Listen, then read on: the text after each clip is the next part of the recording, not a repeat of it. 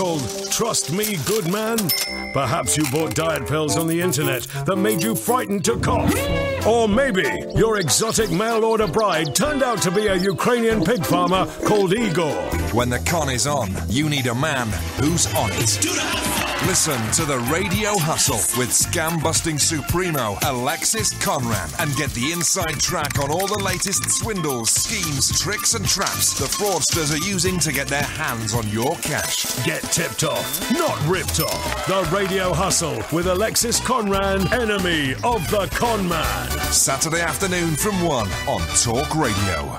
Across the UK, online and on DAB. A radio star is born. You're going to love Talk Radio. Talk Radio. From the Sky News Centre at 10, Reese Witherspoon, Meryl Streep and Natalie Portman are among stars backing a campaign in Hollywood against sexual harassment. Time's Up aims to get new laws to tackle the problem in workplaces. It follows sexual assault and harassment allegations which emerged in the industry recently. Relatives of 5 British people killed in a seaplane crash in Australia say they were wonderful, kind and generous. Richard Cousins was the boss of catering giant Compass and died with his 2 sons, fiancée and her daughter. At least 12 protesters and 1 police officer have been killed in anti-government protests in Iran. Thousands have gathered in cities across the country for a 4th successive night. President Rouhani supports the rights of those demonstrating, but he's condemned the violence. It must be clear to everyone that we are a free nation, and in accordance with the Constitution, people are free to criticise and even protest. But at the root of their protest, they must have a desire to improve the country, not destroy it. Detectives investigating the death of a woman who was killed in North London have arrested a 31-year-old man on suspicion of murder. The body of Juliana Tudos was found dead in Finsbury Park on Wednesday. Firefighters say flames which destroyed around 1,400 vehicles in Liverpool started in one car and then spread. Crews were called to tackle the blaze at a multi-storey car park near the Echo Arena. In sports, Manchester United are up to 2nd in the Premier League table thanks to a 2-0 win at Everton. Liverpool a couple of places behind them after an injury-time goal at Burnley gave them a 2-1 victory. Stoke lost their relegation battle at home with Newcastle 1-0, meaning Mark Hughes is under increasing pressure of getting the sack. That's not my decision. I think we've got a group of players that just are playing a little bit with the lack of confidence. Just need to pick ourselves up, don't get overwhelmed by it. Leicester easily beat Huddersfield 3-0. Bournemouth's game at Brighton finished 2-2. That's the latest. I'm Kevin Gover. Talk Radio. You don't know what that song was called? Do you know what that song was called? I'll give you a clue. It was called Afternoon Delight. Do you know what it was called? Thank you very much indeed. Dear listener, welcome to the Late Night Alternative with me, Iain Lee. Catherine Boyle is here. Word. There are 2 monkeys who have come into the studio. They were excited about coming to the studio, but now one of them's playing 3DS and the other one is a bit sleepy. Is that correct? Fair summary? Yeah? OK, you can't nod. You've got to speak. It's radio. Yes. Thank you. But with less attitude. Yes. That's better. And you, the other one?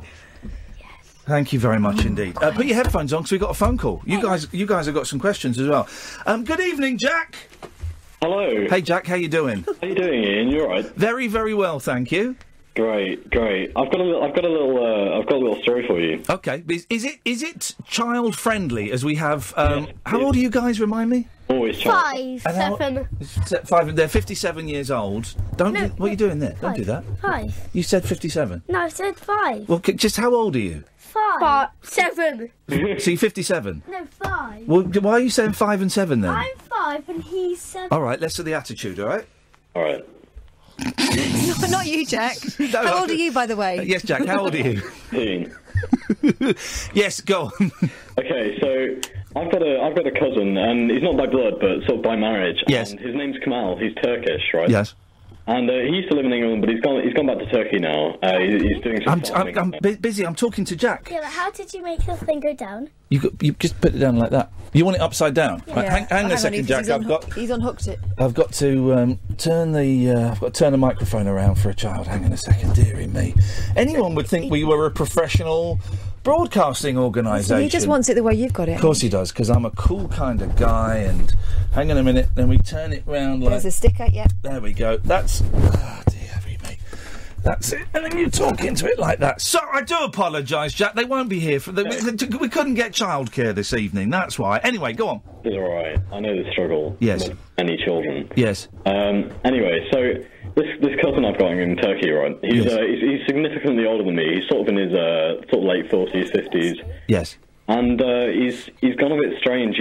I went over to visit him, and he started talking to me about flat Earth theory. Oh yes. And he's really invested in this. He's bought equipment, and he took me to the beach. Hang on. What equipment do you buy? He's got like binoculars. He's got like mathematical equipment, and he took me to the beach, and he's like, "Look, I can see that island, you know, and it's really far away." Yes. Explain that. So and this went on for days. I was really trying to convince him, you know.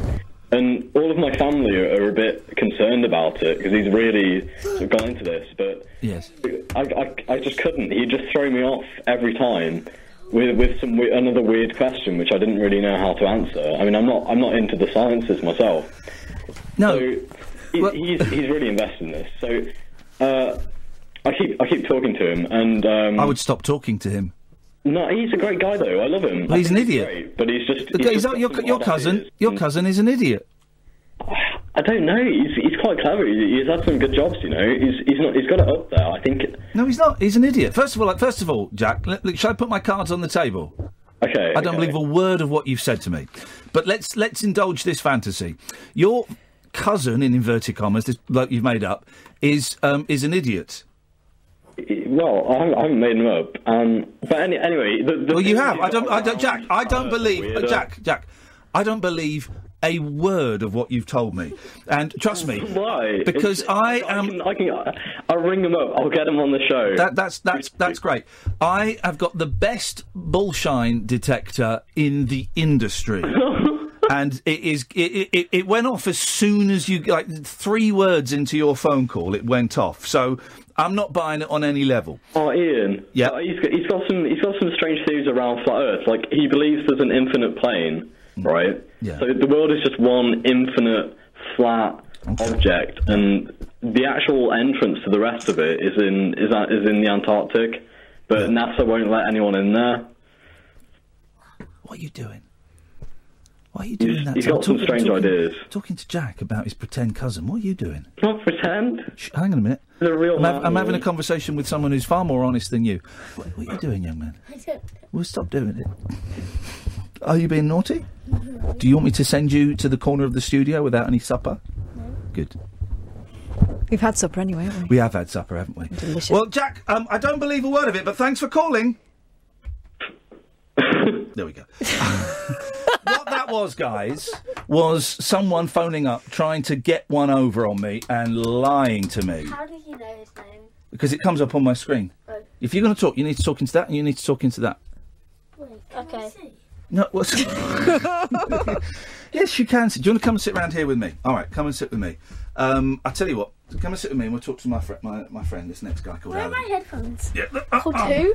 Called who? It's called Alan. Right. Hey, Alan, how you doing? Ian!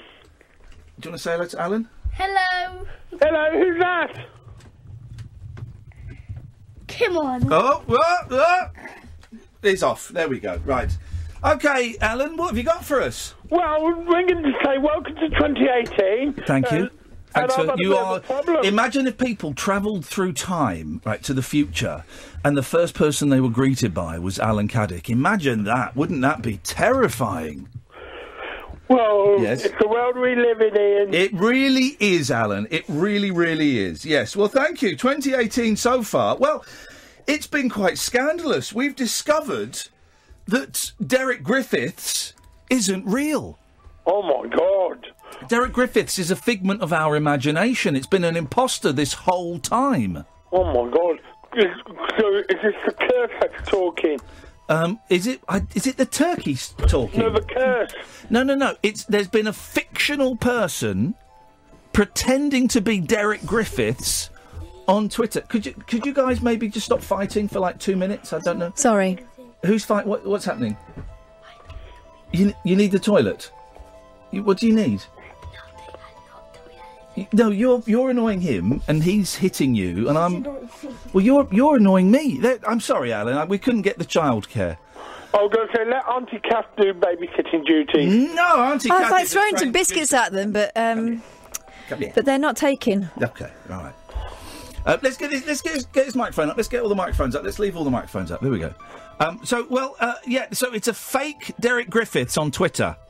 All right. I thought Derek Griffiths would have been signed up for Twitter many years ago. No, Derek Griffiths has only just signed up for Twitter, but it wasn't him. It's a bit like the female doctor Jodie Whittaker. There's fake Jodie Whittakers on Twitter. Really? Yeah. Well, there you go, you see. Twitter's a little bit overrated, isn't it? Well, I've always gone for Facebook, personally. Well, I think they're both... this was what I was going to say on the show yesterday. I saw an advert for Twitter on television. Yeah? There was an advert for Twitter on the TV. Well, it must have been the same ad I saw when I went to see the new Star Wars film at the cinema. Was it for Twitter? Yeah. There was the same ad. Why are they advertising? Why are they advertising? Everyone knows about it. There can't be any more people that haven't signed up yet. Probably for a new generation of people who don't know about Twitter. Everyone knows about Twitter. What about babies that were born in 3 years ago? Well, bet that you can't get a Twitter account until you're 13. Well, people who were born in 2008, they could be raped in 3 more years and then they could sign up for Twitter. Well, no, hang on. Well, yeah, I suppose so, but then they would still know about it. Because they'll probably hear it from their mum and dad. Well, yes, I suppose so. I feel we're going round in circles, Alan, but thanks very much for calling. 0344 499 1000 is the telephone number if you want to give us a call. We don't normally set kind of questions, but the two young men that are in the studio, and I'm going to be honest, being annoying, you've got questions, haven't you, you want to ask? Turn that sound off, please. You've got questions that you want to ask. Do you want to ask your question first? You don't want to do it now? Say it. You say it. Okay, you're not going to say it. Do you want to stop fiddling with that because we can hear it? What was your question? Have you ever seen a ghost? There we go. That is as questions go. That is a great question. Have you ever seen a ghost? 0344 499 1000. We call you back, guys. This is the late night alternative on Talk Radio. Talk Radio. Listen, phone, talk. Talk Radio. We'll get you talking. Direct Line guaranteed to beat any public liability insurance quote for the same cover. Can your insurance do that? Search Direct Line Public Liability Insurance. New customers only. Qualifying criteria apply. Underwritten by UK Insurance Limited. Ford's new fraud scrappage scheme has been extended to include cars registered before the 31st of December 2010, and we've even included a new model, the Tough Ford Ranger. You could save between £2,000 and £4,950 on the recommended on-the-road price when you trade in your old vehicle for a new Ford car. New year. New Ford? Ford. Together, we go further. Retail customers only who trade in a vehicle registered before 31st of December 2010. Scrappage savings between £2,000 and £4,950 dependent on model or to the recommended on-the-road price, including VAT. Selected models excluded. Contract from 1st of January to 31st of March 2018 and registered from 1st of January to the 30th of September 2018. At participating Ford dealers only. T's and C's apply. Visit ford.co.uk/scrappage for more information. Even if you only employ one person, you have to provide a workplace pension. It's the law. Get to know your responsibilities with help from the pensions regulator. Visit workplacepensions.gov.uk. Across the UK, online and on DAB. The Late Night Alternative with Iain Lee on Talk Radio. There we go. We'll have a stab after the adverts, please. 0344 499 1000 is the telephone number if you want to give us a call. Catherine is here. Good evening, Catherine. Good evening. There are two young gentlemen here who are 5 years old. Hello, 5-year-old. And a 7-year-old. Hello. There we go. Do you want to ask your question, 7-year-old? No. Do you want to do your question again, 5-year-old? What's your New Year's resolution? That's from the 7-year-old. What's your New Year's resolution? 0344 499 1000. 5-year-old. Have you ever seen a ghost? And what's the phone number for them to call? 03 something. Yeah, 03 something. That will get you. That will... 035 1000. Yeah, sure. Why not? Okay. Why not? Let's go to Ray. Good evening, Ray. God, that's quick. I've literally just rung in. OK, well, we'll come back to you in a second then when you settle down. Good evening, Kadir. Hello, Ian. Hello, Kadir. Hi, Ian. Hi, Kath. How you doing? And hi, kids. Hello. The first two questions are: what's your New Year's resolution, and have you ever seen a ghost? New Year's resolution is I want to get arrested by the police. Wow, that's terrible. Okay, yes. For doing anything in particular? No, I want to get off clean because it's a bit risky because if you have a positive arrest record, you've got no chance of getting into places like America for holidays. Right. But I want a clean one where they sort of arrest me and then de-arrest me quite quickly. Okay, you want to be arrested and then de-arrested. Okay, fine. And have you ever seen a ghost? I have seen a ghost, actually. Oh, go on. Let's tell us what happened. Right. So the Chetwynd Centre that I was talking about the other night. Yes, I do. Yes. Do the A-levels. Yes. It's 3 floors, and we were only allowed to use the ground floor and the first floor. Yes. And the third floor, the third floor was always blocked off. Before you got to the stairs, there used to be a chain saying, do not go any further. Yeah. So clearly that would have aroused some sort of suspicion, perhaps, intrigue from the pupils. Of course it would. You see a sign saying, please do not go any further, and then there's a chain. You've got to think, well, what don't they want me to see? Especially in an institution such as a school, of course. Especially in a Grade 2 listed building as well. Yeah. So me and my friends are doing some after-school revision. Yes. And it's about 4:50. The teachers have gone home. Really, the only person on board on the site is the caretaker. Yeah. So it's all sounding very Scooby-Doo at the moment. So we're thinking it's time to explore. Yeah. So we go to the staircase. Yeah. And I undo the chain. I physically do it. It's my fault. And what we learn is it's quite unstable. So we start to walk up. Yeah. And we reach a door. It's it's a double door once we get to the top of the staircase. Yeah. It's quite dark, and it's closed off. So it's unlocked as well. It's one of those swinging doors. So me and my friend George go in. Yes. And we see a bathroom, a bedroom. Okay, we finish at 1 o'clock, Kadir. Just to nudge you on slightly. No problem. Okay. Yeah. The ghost. I'll get to the ghost. Yeah, please. So we turn left, go straight down the corridor. Yes. And I see something move. I see a door. And the Chetwynd Centre is connected to a clock that needs to be wound up. Yeah. So we go explore. We climb up the stairs. It's really low ceiling, so you have to climb. And we reach the top, and the ghost is the caretaker, and he gives us a good bloody hiding. He tells us off. Right, so there wasn't a ghost. Oh. At the time there was. Cut him off. Right. That's outrageous. Kadir's stories are getting longer and longer and more pointless. Wait, did he actually see a ghost? No, he didn't. He saw an old man. He saw a man who told them off. So he was stringing us along. If anyone has genuinely seen a ghost, 0344 499 1000. Because I bet nobody has. Do you reckon? Yeah. Have you ever seen a ghost? No. Yeah, you have on Scooby-Doo. Scooby-Doo. Have you seen one?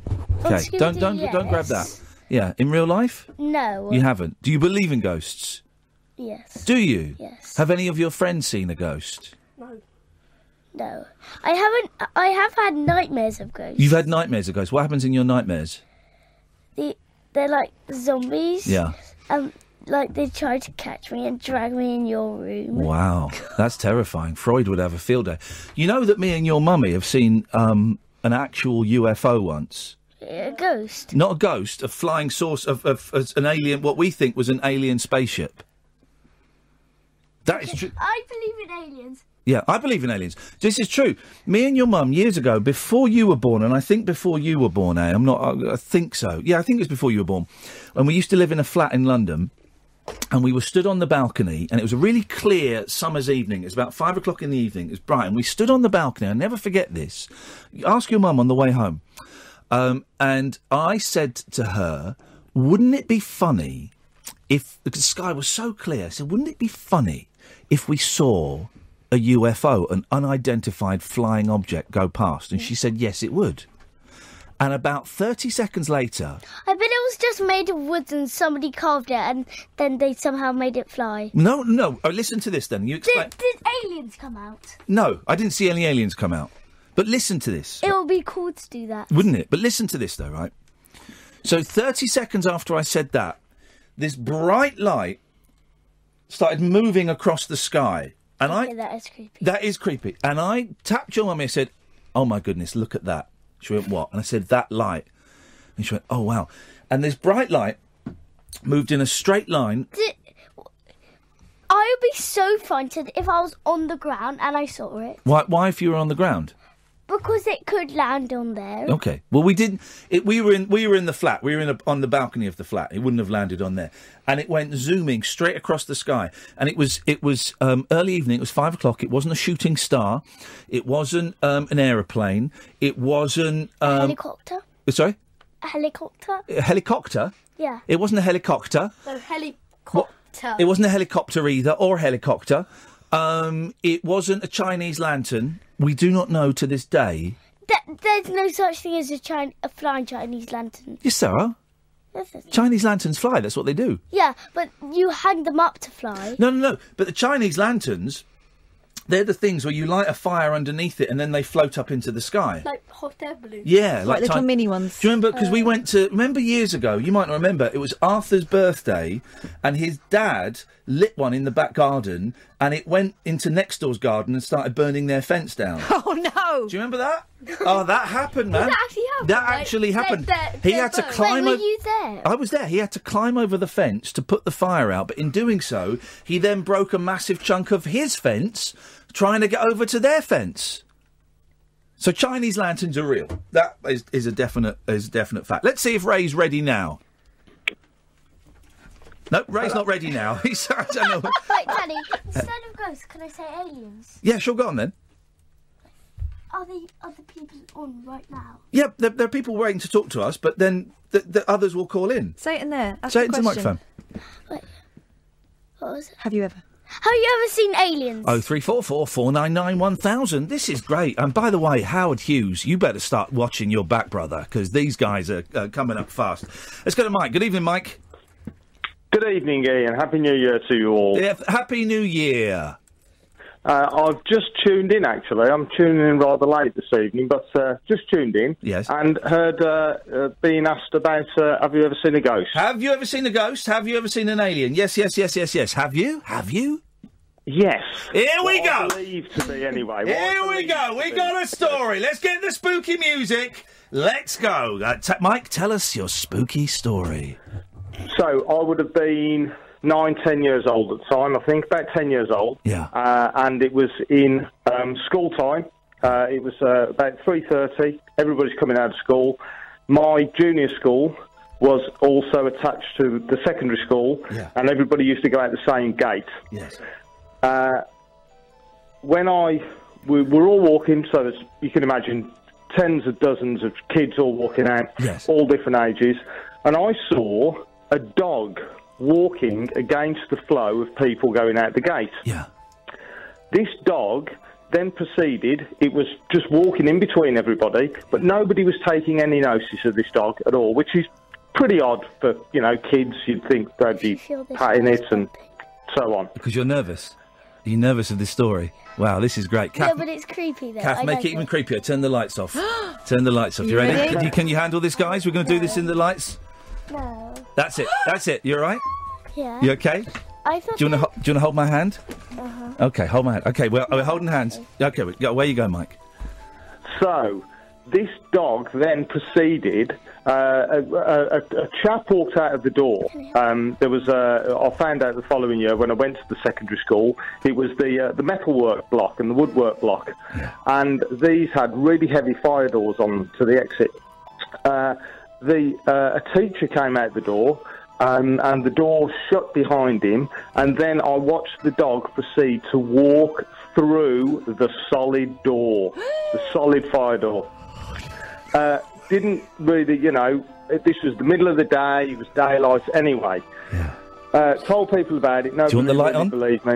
We're going to turn the light on, Mike. We're going to turn the light on because people are getting scared. Do you want to come and sit on my lap? Oh, wow, come and sit on my lap. God, this has actually been scared. You don't need to put... You've scared my youngest. This is incredible. Don't worry, you don't need to listen anymore, because I'm just going to listen to him, OK? So you carry on, Mike. I'm listening, but my youngest has bailed out, OK? OK, yeah, that's fine. I'll tell you what he says. Many years later, I was retelling this story at home. My parents were there, some of the friends. I was telling somebody about it. And my dad, who went to the same school, obviously many years before I did, I was explaining the story, and he said, "What type of dog was it?" And I said, "It's sort of it was sort of a large, it was like a Scotty dog on long legs." And I didn't really know what the name of this dog was. And he said, "That was an Airedale Terrier. That dog belonged to the caretaker when he was a boy and went to school." No. So, there you go. So that dog used to belong to the caretaker when Mike's dad went to the school. And so that was the ghost of that dog that he saw. Yeah. That's what I believe the story to, you know, that's what I believe I remember I saw anyway. So I need it here so I can talk to you. Have you got any questions for Mike?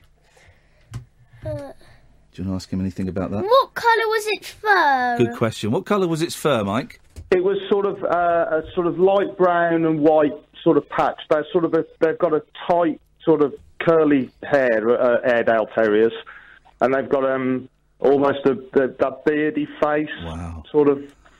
So do we believe that story? I believe it. I do. Yeah. Was it scary? How scary on a scale of 1 to 10, with 1 being like not very scary and 10 being the scariest thing ever? 10 being the scariest thing I've ever heard. You would say 10. Yeah. I wasn't scared. You did start crying a little bit. I wasn't scared. It's just I thought it was real. You thought it was real? It's a real story. It happened. What if it happens to my school? Oh no, it won't happen to your school. No. Oh no, it's just that one It seemed school. like quite a friendly dog. It didn't seem. It wasn't. It was didn't a have red friendly eyes or ghost, wasn't anything, it? So I believe so. Mike, thank you very much for that. There we go. It's not going to happen at your school, is it, you silly sausage? It's not going to happen. Can you say to Mike, my mummy, me and Helena saw a flying saucer. Oh, I've just to say, Mike's just gone, but Mike will have heard me saying that we saw a flying saucer earlier on. Don't be scared by any of these stories. Can you tell the other people? Yep, hang on a second. Ray? Hello? Yeah, me and my wife... You want me to tell all of them? Yeah. Me and my wife saw a flying saucer once. Sarah? Hello, Sarah? Oh, hello. Hi, you're right. I'll come back to you in a minute, but I've just got to tell you that me and my wife saw a flying saucer once. Fantastic. Okay. And Jerry... Hello. I'm going to come to you in a minute, but I've just got to tell you that me and my wife saw a flying saucer once. I saw a ghost. There we go. But you feel happy now? You feel happy now? Are you winding me up? You are a little bit. 0344 499 1000. The boys are here for another 30 minutes or so. So if you've seen a ghost or if you've seen a UFO, give us a call. If you want to tell us your New Year's resolution, you can do. If you just want to phone in and have a chat, you know, it's that kind of show. 0344 499 1000. Can you say for me... Dada? Yes? Can I come to your work again and do this? What, play 3DS and fight with your brother? Yes, you're here now. For goodness sake. Can you do me a favour? Can you say you're listening to Iain Lee on Talk Radio, and then if you point through there and the adverts will start, can you do that? You're listening to Iain Lee on Talk Radio. Delaney, live at Drive on Talk Radio. We'll get you talking. It's an A to Z of original afternoon entertainment with the most well-connected man in radio. Give it some lip. Big opinions, massive guests, all the top stories. Original afternoon entertainment with me, Sam Delaney. Delaney, live at Drive. Honk if you're Delaney! Tomorrow afternoon from 4. On Talk Radio. We'll get you talking. The Late Night Alternative with Iain Lee on Talk Radio. Let's talk to Sarah. Slightly different show this evening, guys, because we did a show last night, Catherine and I. We did a New Year's Eve show where we didn't really talk about New Year's Eve, and we carried on till about 2:30. And then getting home was a nightmare. The road wasn't blocked last night, but there was a lot of traffic everywhere. Oh, my God. I was driving for about an hour and 20 minutes, and then I came out and saw The London Eye was still the... Yeah, yeah. Oh, I seem to remember that happened last year. Yeah, there was the diversions. We got diverted right down, for those who know London, right down to Elephant and Castle. These headphones are big. Sorry? These headphones are very big. Yeah, they are very big, but you've got quite a big head. I can make them a bit smaller. Hang on. Yeah. So we were driving around. So I got home about 4. Then I was up with these guys quite fairly early. And it's the 1st of January. You know, most people aren't back at work. If you're listening to radio stations, they've generally got the C team on. I was listening to a London radio station today. I didn't have a clue who was on there. So it's kind of it was slowly getting back up to speed. So the boys are with me. My 2 children are here just for the first hour. We couldn't get any childcare, so they're in for the first hour. And how are you finding it? Good? Scary? No? Okay. I've got to say, the nodding and the shaking of the head, that doesn't work. He's tired, isn't he? Is that enough? Do you want to go have a lie down on the sofa? You don't? And we put a coat over you. Have a little dose. Okay, well, your mum will be here soon. So 0344 499 1000 is the telephone number if you want to give us a call. Let's go to Sarah. Good evening, Sarah. Good evening, Ian. Hello, Kath. Hello, Sarah. You're right. Yeah. Have you got a ghost story for us? I've got 2 ghost stories. Do you want to... Very quick. Hang on a second. The one who just got all scared and let's be honest, tears welled up in his eyes. You then just did a big yay face. No, I want to. You want it? Okay. All right. Well, let's hear. They're not scary, I promise. Let's hear Sarah's stories. Go on, Sarah. I'm going to play. Let me just find some music that's a little bit less scary. Hang on a second. Yeah. No. No, That's not going to do it. Oh, hang on. Hang on. Here we go. That's better. Elevator music. This is. No, that's not going to do it. No,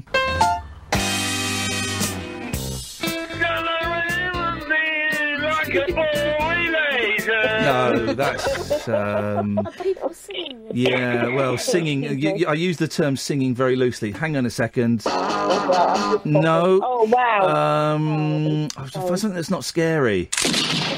Oh. Say it again. I want something that's scary. You want something? Here we go. There we go. That's not too scary. Nice. There we go. Let's hear your story. Go on. Okay, I'll try not to cough through it. Yeah. Basically, when I was about 18, I used to go out with the goth. Okay. Hang on, Kim. Just let her tell the story. Yeah, go on. Oh, sorry. No, it's all right. Okay. Go on. So, we were hanging out in the graveyard. Oh, yes. With girlfriend hanging out. Yes. I know you've got kids there, so I won't go into it. Thank you very much indeed. It's my pleasure. Well, I bet it was. Yes, we can imagine. Carry on. Keep it clean. Above the belt, please. Yes. So we were quite near a pathway, and I was sort of dozing off a bit tired. I suddenly opened my eyes. Yeah. I'm walking up the path, and this figure.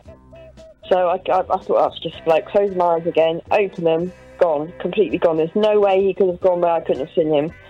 Definitely 100% a ghost.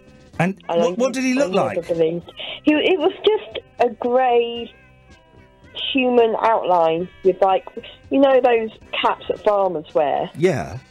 Yeah, like a country bumpkin kind of cap thing. And did he say anything to you? No, not at all. He was there and then he wasn't. It was so weird but so cool at the same time. Yeah. But you say you had a second one. Have you? So you obviously attract spirits. Or you spent a lot of time in that graveyard. With drinking spirits. Probably. And smoking spirits. Yes. To be fair, I might have been quite drunk and that's why I saw something. Okay. And then... Hang on a second, Sarah.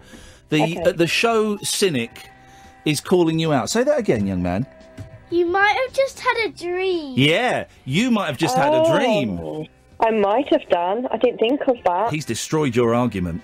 Oh, I'm gutted. Let's hear the next one. It was still pretty cool, even if it was a dream. It's a pretty cool one. Ever. So sadly, about a year and a half ago, I had to have my cat put to sleep. Oh, I'm sorry. Thank you. And then about a month and a half later, I decided to get another kitten. Yeah. So I'm playing with my kitten, and suddenly, out of nowhere, it had no windows open or anything. I felt a breeze beside me. Yeah. And I looked around, and I just saw this, like, outline of a cat. And I swear it was my cat. Your cat came back from beyond the grave to say hello. I think it said, because I felt really guilty getting a new kitten. Yeah. Really emotional. Oh my God, awful. Yeah. I think it was my cat coming to say, it's okay, I don't mind, I'm pleased for you. Now that's a nice one. A cat coming back. That's a nice one. I'd like Velvet to come back when she dies. That would be good, wouldn't it? No. Oh. See, so ghosts are nice. I don't believe in evil ghosts. Sarah, thank you very much for that. Have you got scared again? No, it's just I'm scared if Velvet came back. Why would you be scared of Velvet if she came back? Because I think Sarah said it was the outline of the outline of her skin. Yeah, but it's not. But if Velvet came back, Velvet, what would you be scared that it would come and try and kill us? Velvet hasn't killed anything. Hasn't killed a human being for years. She never killed one. She killed one. She did kill one once, but He was asking for it. It was. Really? Yeah. She killed a human once. How old was this? That she jumped up on his face. Really, is that actually true? No, of course it's not true. Our cat is the soppiest animal ever. She used to kill mice, but she hasn't killed a mouse for ages. I would like it if Velvet came back from beyond the grave, but you wouldn't like it. Okay, well, I'll tell... Well, next time I see her, I'll have a word with her and say, look, if you come back, leave the boys alone, come and see me, bishy bashy boshy, Bob's your uncle, Fanny's your aunt, everyone's happy. Is that good? Okay. Daddy, what if somebody says they see a zombie? Well, what happens then? Then the whole city will go mad. That's how much time we have. Yes. Listen, you're the one that came up with the question. Have you ever seen a ghost? Can we just keep on?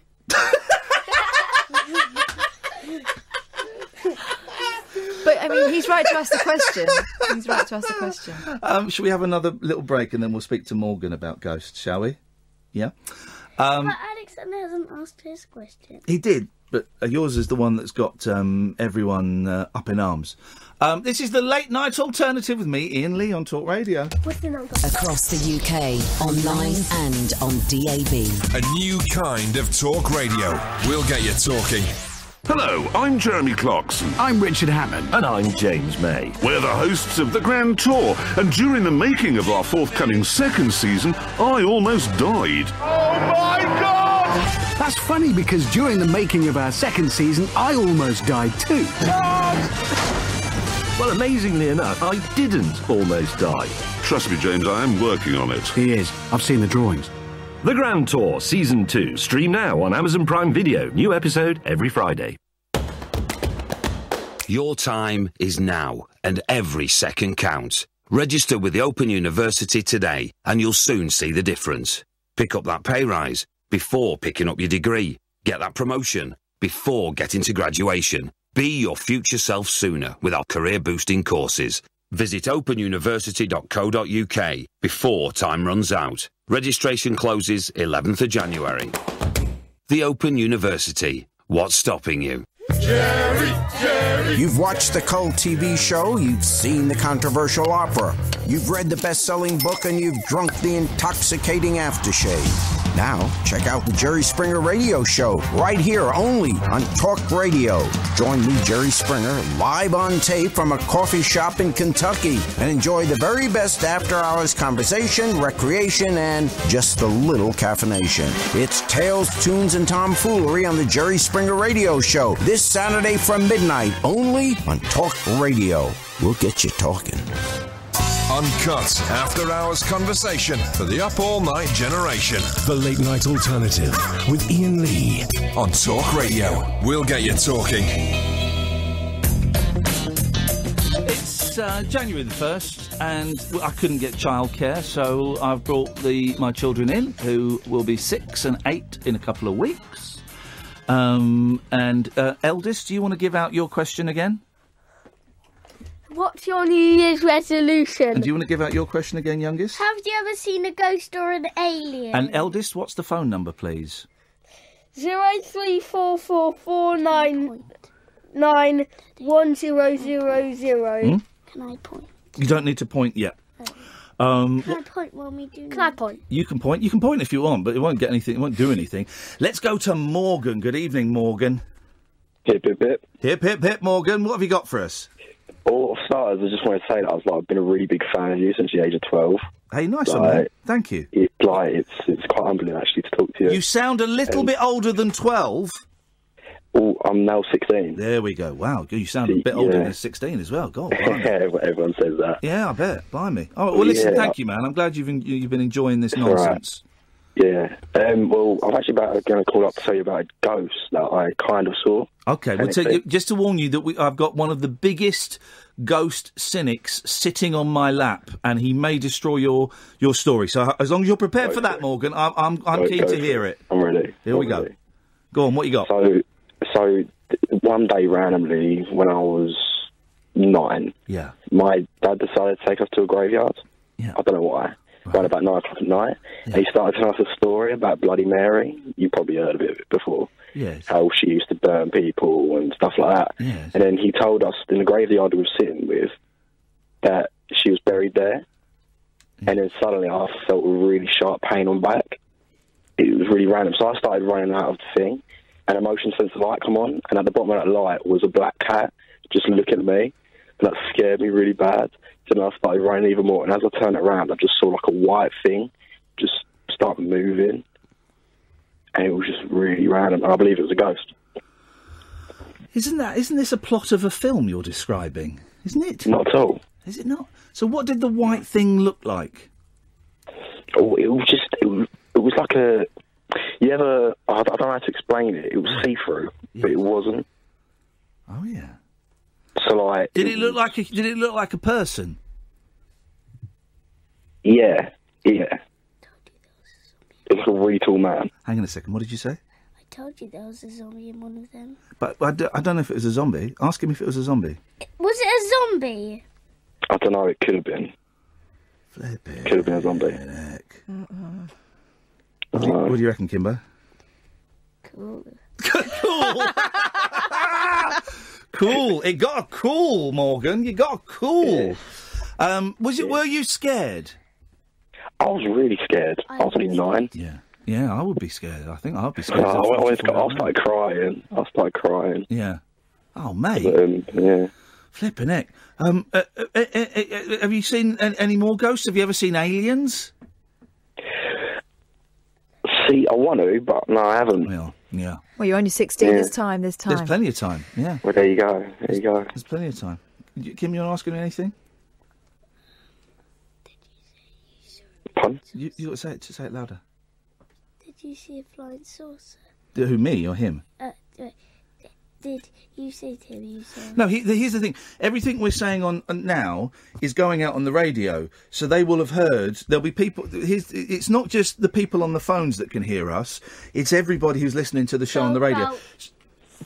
Thousands. About 1,000 people. So they will have heard me say that me and your mum saw a flying saucer once. They'll have heard everyone say. You heard that, didn't you, Morgan? Yeah, I heard that. There you go, you see. Thank you, mate. Cheers. Good call. We thought that no one would call in with this, didn't we? You see, isn't it easy to do a 3-hour late-night phone-in? You just come up with a silly question. Shall we see if Ray's ready now? Good evening, Ray.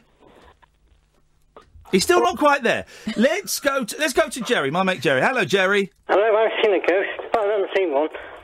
The carer's heard one. Well, hang on a minute. You've just gone from I've seen a ghost to I haven't seen a ghost in the same breath, man. Yeah, I'm mystified. I would Jews.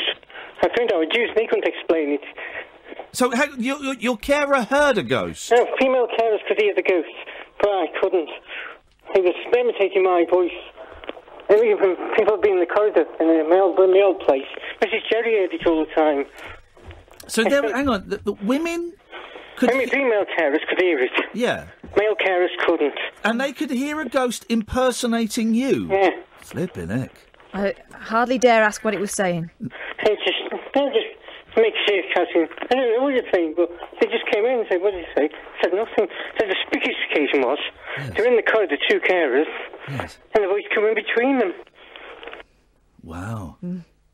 But why was it... I've never heard... Maybe it was Mike Yarwood. I've never heard of... I've never heard of a ghost impersonating other people. What does that mean? It means doing an impression of. Do you know what that means? Yeah. Okay. That's weird. Okay. Yeah. Yeah. So that's unusual, Jerry. Oh, Jerry's gone. Or was it Jerry? Flipping heck! Maybe it was the ghost of Jerry doing an impression of Jerry. Now you're getting scared, aren't you? Again. Shall we stop talking about ghosts for a bit? No. But you're getting scared. No, I'm just doing this. Okay. Why are you doing that? Oh, you little monkey. All right, then let's... do you want John or Ray? Huh? Talk more. Should we talk more? I have to talk more. It's my job. If I don't talk, it's a boring show. Even if I do talk, sometimes it's a... John. You want John. Say hello, John. Hello, John. Hello. How you doing, John? Yeah, I'm very well, Sir Ian of Lee. Thank you, John. What have you got for us tonight? I've got a very scary story with your children there. Okay, let's have it. Very brief. 1981. Yes. I was in the Royal Air Force. I was coming back home off leave, just Yes. after seeing my girlfriend. Yes. A village called Blytheborough, which is in Suffolk. Yes. And it's true story. A farm worker hacked the farmer to death. Whoa! Whoa! Blimey! What happened? Yeah. Nothing happened. Nothing happened. Everyone was fine. Everyone had a great... There was a picnic. Yes? No, but his dog, Yes.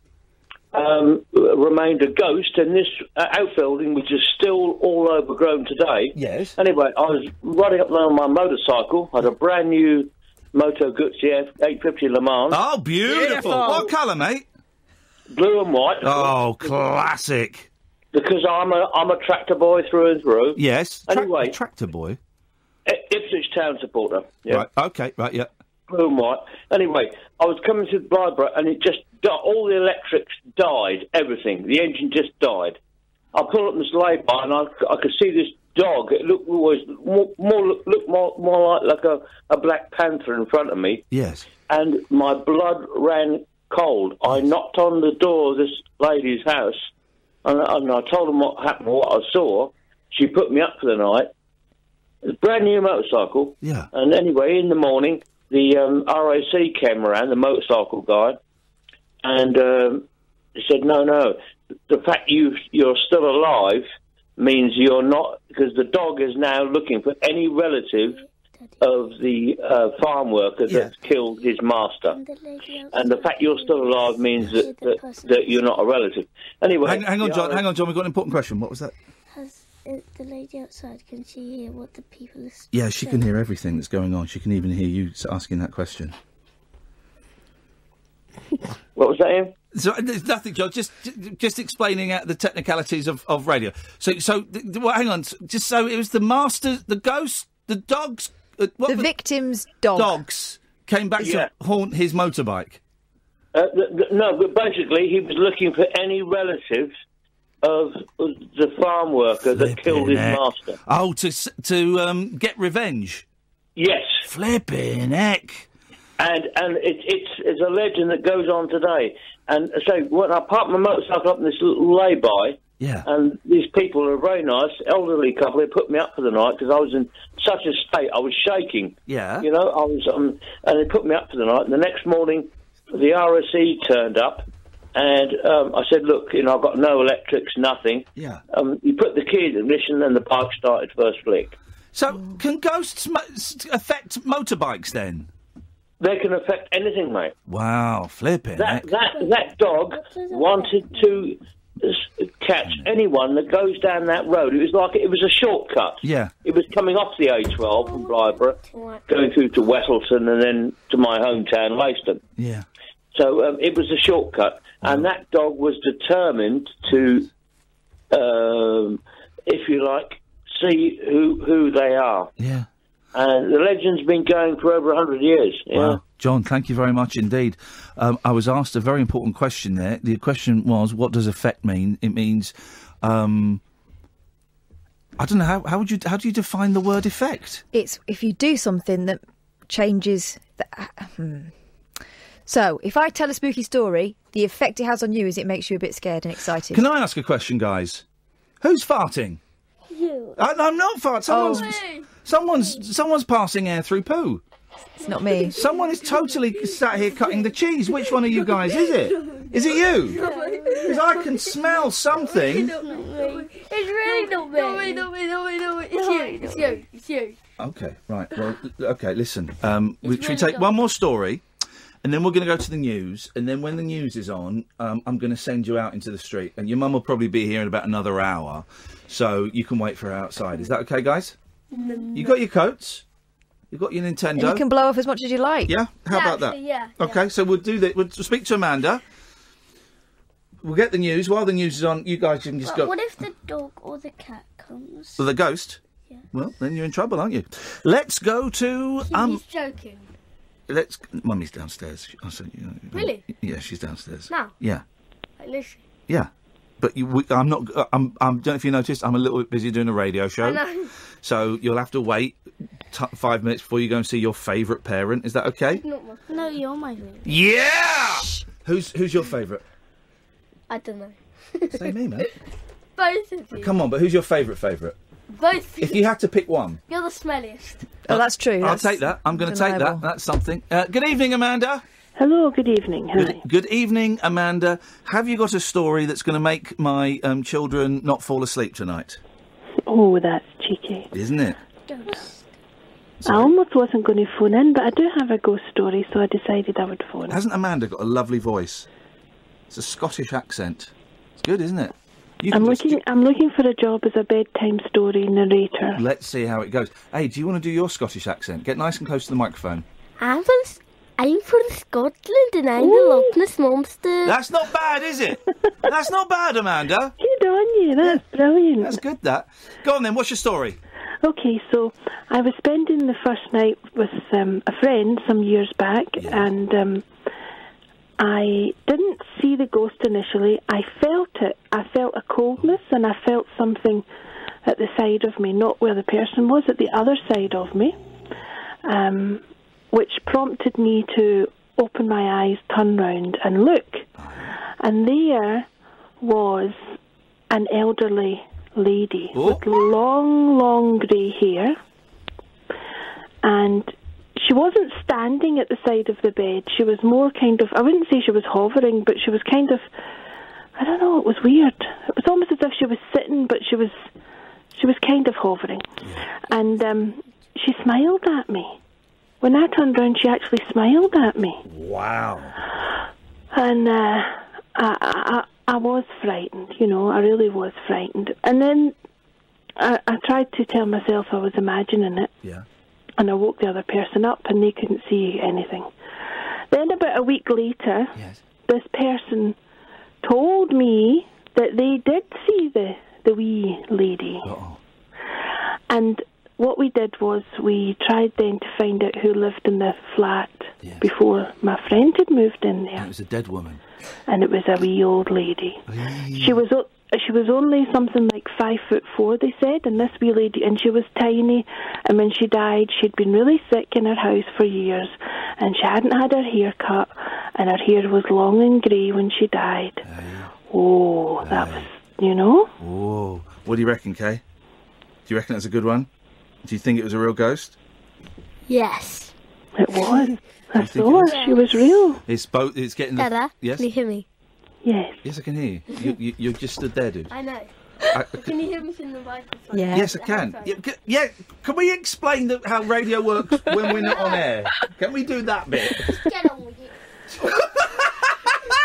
Oh gosh, we've got a producer. Where does that come from? What is this? Come on, get on. What is this? All right. Blip. Thank you, Amanda. Okay, bye. Ta-ta. Right, let's go to Ray. The point. Can I do the point? No, we're not going to the point yet. We've got 2 minutes till the point. Ray! Hello. Hello, Ray. Ray sounds like an old man, but he's just not very well. Unbelievable, Ray. Come on, what you got? New Year's resolution. Yes. Oh, yeah, New Year's resolutions. Your question, eh? Yep. Absolutely none whatsoever. Oh, well done. Yes. What? He's not got a New Year's resolution. Oh, you can come closer and you can ask him why if you want. Well, Ray is perfectly happy the way he is. He thinks he's finished. Yeah. He's done. Not quite true, but not quite. No. You're done trying. I think they're a waste of time, New Year's resolutions. Change your life on March the 13th. Change it on, try and change things on July the 6th, September the 4th. Do something like that. Don't do it on January the 1st. Yeah, I agree. January the 13th. Do it on January That's the 13th. my birthday. All right, January the 13th, because, okay.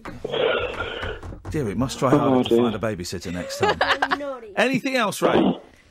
Yeah, well, I've just realised who your wife is. I follow you both on Twitter, but I've never put two and two together. There you go. Well, that's yeah, there we go. You see, that's yes, that's life. And the other thing is, I haven't necessarily seen a ghost, but I've seen things move around the room. Go on, tell us about it. You got a minute? Tell me. Well, it was about a year ago. Yes. And we were staying in this house, and we only had one little lamp on that was in the corner of the room, and there was a few glasses and things on the table. And as we were sort of watching the TV, we looked over, and the glasses just moving across the table. A bowl went from the middle of the table and just moved about 10 inches, and it was a little bit freaky. Hey, Ray, listen, that is a cracking story to end the first hour on. James, stay there, we'll come to you in a bit. Guys, what did you think to Ray's story? Good. True. Yeah, here we go. OK, so at the end of this, we're running out of time. You guys are going to go off now. What do you think? Very quickly, do you believe in ghosts now? Yeah. Good. Kind of. Good, because there's a zombie stood right behind you. No, there's not. Oh, gosh, that's going to get me in trouble. Boys, it's lovely to see you. Thank you so much for coming in. I'll see you later. I'll see you at the weekend, probably.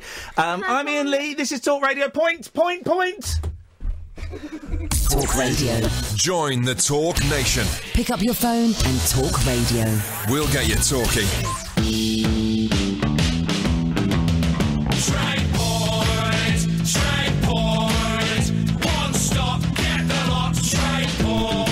Kickstart 2018 at TradePoint. Buy a DeWalt XR lithium-ion combi drill with two 1.5 amp batteries and a DeWalt 45-piece screwdriver set, all for just £85. Hurry, offer ends 7th of January. Excludes VAT at 20%. TradePoint members only. TradePoint! I'm Robbie, the site manager. Everyone here knows me, but when they ask me, how was your weekend, they're surprised when I say, I'm getting paid! Loading a helicopter on board a transport plane as an RAF reserve. I'm in charge of making sure it's loaded correctly. If it isn't, the plane can't fly. Knowing the pilot needs my OK before takeoff. That's a special feeling. Make your spare time count with over 40 roles. Commit only 27 days a year. Search RAF Reserves. Across the UK, online and on DAB. Talk Radio. We'll get you talking. Talk Radio. From the Sky News Centre at 11. Hundreds of prominent women in Hollywood have launched a new initiative to fight sexual harassment. They've announced it with a full-page advert in the New York Times and on a new website, as Barry Weir reports. Some big names are involved, including Reese Witherspoon, Natalie Portman, Kerry Washington and Meryl Streep. Time's Up has been created after the sexual assault and harassment allegations which have emerged in the industry in recent months. The campaign will work for legislation to tackle the problem in the workplace, and there'll also be a legal fund to help women protect themselves from sexual misconduct. Two men have been arrested on suspicion of murder after a man found in Leeds with a head injury later died. Armed officers were sent to an address this afternoon after West Yorkshire Police received a report of a man with a gun. Fresh anti-government protests have broken out in Tehran after 12 people were killed earlier in the Iranian capital. It's reported a gunman's killed a policeman during a fresh gathering. President Trump's tweeted that it's time for a change in the country. Greg Milam's in Washington and says many are wondering what's next. Lindsey Graham, who's a very senior senator who was an opponent of Donald Trump but is now a supporter, has said that he can't just tweet about this, that there has to be something more. There has to be some follow-through on this because not least countries like North Korea are watching what America will do other than just words. Parts of the country are to experience wind gusts of up to 80 miles an hour overnight. The Met Office says Storm Eleanor will batter western and southern coasts. In sport, Manchester United are up to second in the Premier League table thanks to a 2-0 win at Everton. Liverpool are a couple of places behind them after an injury-time goal at Burnley gave them a 2-1 victory. Stoke lost their relegation battle at home with Newcastle 1-0. Leicester easily beat Huddersfield 3-0. Bournemouth's game at Brighton finished 2-2. And 16-time world champion Phil the Power Taylor couldn't quite end its darts career with a bang. Rob Cross stole the limelight in the final of the PDC World Championship, beating him 7-2. That's the latest. I'm Kevin Gover. Talk Radio. The Late Night Alternative with Iain Lee on Talk Radio. We have ways of making you talk. That'll do. 0344 499 1000. The Late Night Alternative on Talk Radio with me, Iain Lee. Catherine will be in a minute. The boys have gone now. I've left them waiting outside. Hopefully their mother will be there. I would say within the next 55 to 2 hours. 55 minutes to 2 hours, she will be there. So they've got thick coats and they've got a 3DS between them. So they are going to be happy. Let's go to James. Good evening, James. Hello there, you're right here. I'm all right, James. What have you got for us?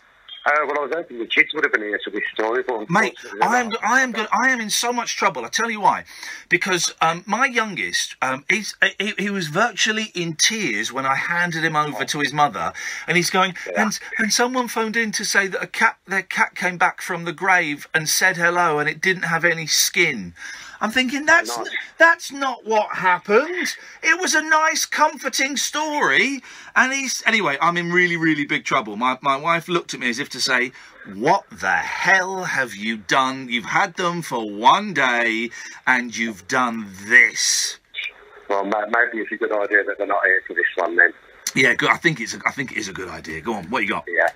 Okay, well, I was working down in Colchester, this probably about 10 years ago. Yes. And I was stopping in a hotel that was frequented by Lenny Henry. Yes. You know yes, I know the ones, yes. And there'd been a new extension built, and we was in that area of the hotel. Yes. Me and the guy, we had separate rooms. Yes. And I was watching a film on my laptop, and it was about 11 o'clock for a ride. Well, why would you pay for a hotel movie when you can watch them for free on a computer?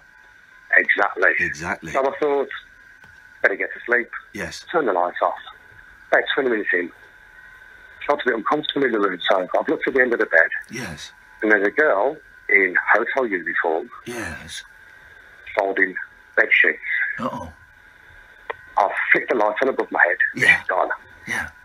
I stayed up all night. I'm not good with those kind of So things. hang on, what did you see? A girl standing at the end of my bed in full hotel uniform, folding bed sheets. And then when you turned the light on, she disappeared. Flipping it, buddy. It gets better. Go on. Next morning, I'm discussing this with my work colleague, and he said, that's really weird. I was like, why is none? The taps in my bathroom kept turning on and off all night. Haunted taps. So we asked the receptionist, we mentioned it to the receptionist the next morning when we was checking out. Yes. Said, yeah, there was a young girl who used to work here, and she died whilst the hotel was being renovated. She got into an accident there. Flipping heck. Yeah, he kind of put the willies up me a bit, shall we say. Wow. Well, That's an unusual phrase, that, isn't it? Put the willies up me. It is. I wonder where it comes from. Yes, I do. 0344 499 1000. That is some freaky shiz right there, man. Thank you. James, thank you very much indeed. There's some spooky stories. Speaking of spooky stories, a bit later on, I'm going to get Catherine to read some fan fiction. Oh, no, please. Now, for those who don't know, right, fan fiction, I want to do a documentary about it because it fascinates me. Fan fiction is when fans write stories about people they admire. And I know this because there's, I like the pop group The Monkees, right? There's loads of fan fiction about The Monkees. But it can be stories of just like, and they went to the shops and they, but more often, it's very sexual. Very, very sexual. And quite often it is the person who is writing the story is having a sexual encounter with the person. In the case of The Monkees, there's lots of Mike bursting in on Peter in the shower and very homoerotic. There's a lot of One Direction stuff like that. I can believe it. I can totally believe it. But there are two pieces of fan fiction about me. They're not. I mean, they're not that. They're quite romantic, really, aren't they? They are romantic. They're naughty romance. So I tell you what we'll do. We'll do that after midnight, okay? Because we can get a little bit blue then, and a little bit raunchy, and something for the mums. So after midnight, Kath, I'm going to find some sexy music. Kath is going to... maybe you could do one in a French accent and one in a Spanish accent. Okay. And we'll read some erotic fan fiction about me. Who is this for? Me. It's a weird old world, isn't it? I tell you what, I'm in a strange mood because I'm tired. And I also know that I finish the show at 1 o'clock. Then I've got to drive to L Street and check into a hotel. So I'll get into the hotel 2 o'clock. And then I have to get up at 5 o'clock to go to the Big Brother house because I'm the showbiz reporter on TV-AM tomorrow with Ann Diamond and Mike Morris and Wincy Willis and Mad Lizzie. Mad Lizzie. And so I'm the showbiz reporter, so I'm doing 2 hits. That's what we call it, and it's not like a hit of blow. It's a broadcasting hit. As the showbiz reporter, if you want to watch me, if you want to watch a man slowly collapsing in front of your eyes, watch TV-AM all of this week and all of next week at 6:50 and 7:50, because that is when I will be going, this was a terrible idea, I'm so tired. 3 hours sleep. Or Yeah. you won't know what day it is and you'll be saying all sorts. It's going to be strange. It's going to be very, very... It's going to be fun. It's going to be silly. I'm thrilled to be asked. But yeah, I'm going to the Big Brother house. I think I'm going to film the first bit in the diary room. Imagine that. Isn't that exciting? It's exciting. I've been inside the Big Brother house a few times. But I normally go in it after they finish. Like, the night that they all come out, I would then get sent in to film a little report in there. Does it smell funny by then? Oh, it stinks. And it is filthy. It is filthy. I mean, honestly, it's disgusting. But it's the first time I've been in, and no one will have seen it. I think the series starts tomorrow night, I think, 9 o'clock on Channel 5. Celebrity Big Brother. And my report will be the first time the public have seen this year's Big Brother house. So it's exciting. It's an exciting moment. I'm going to be absolutely shattered. Let's just hope there are no ghostly cats or ghostly... what do they call them? Not milkmaids. Chambermaids. Is that what they call them? Chambermaids? Yeah, that's what you mean. Chambermaids. If you've got a cow, the chambermaid's not going to be any good. No, a chambermaid is... But you don't call... The chambermaid is the lady that does the hotel room. Yes. Don't call them that anymore, do they? No, they call them housekeeping. Well, when I think of housekeeping, I always think of the lady that was in Last of the Summer Wine, but was also in Crossroads. Oh. Well, who was it? I don't know. You will know her.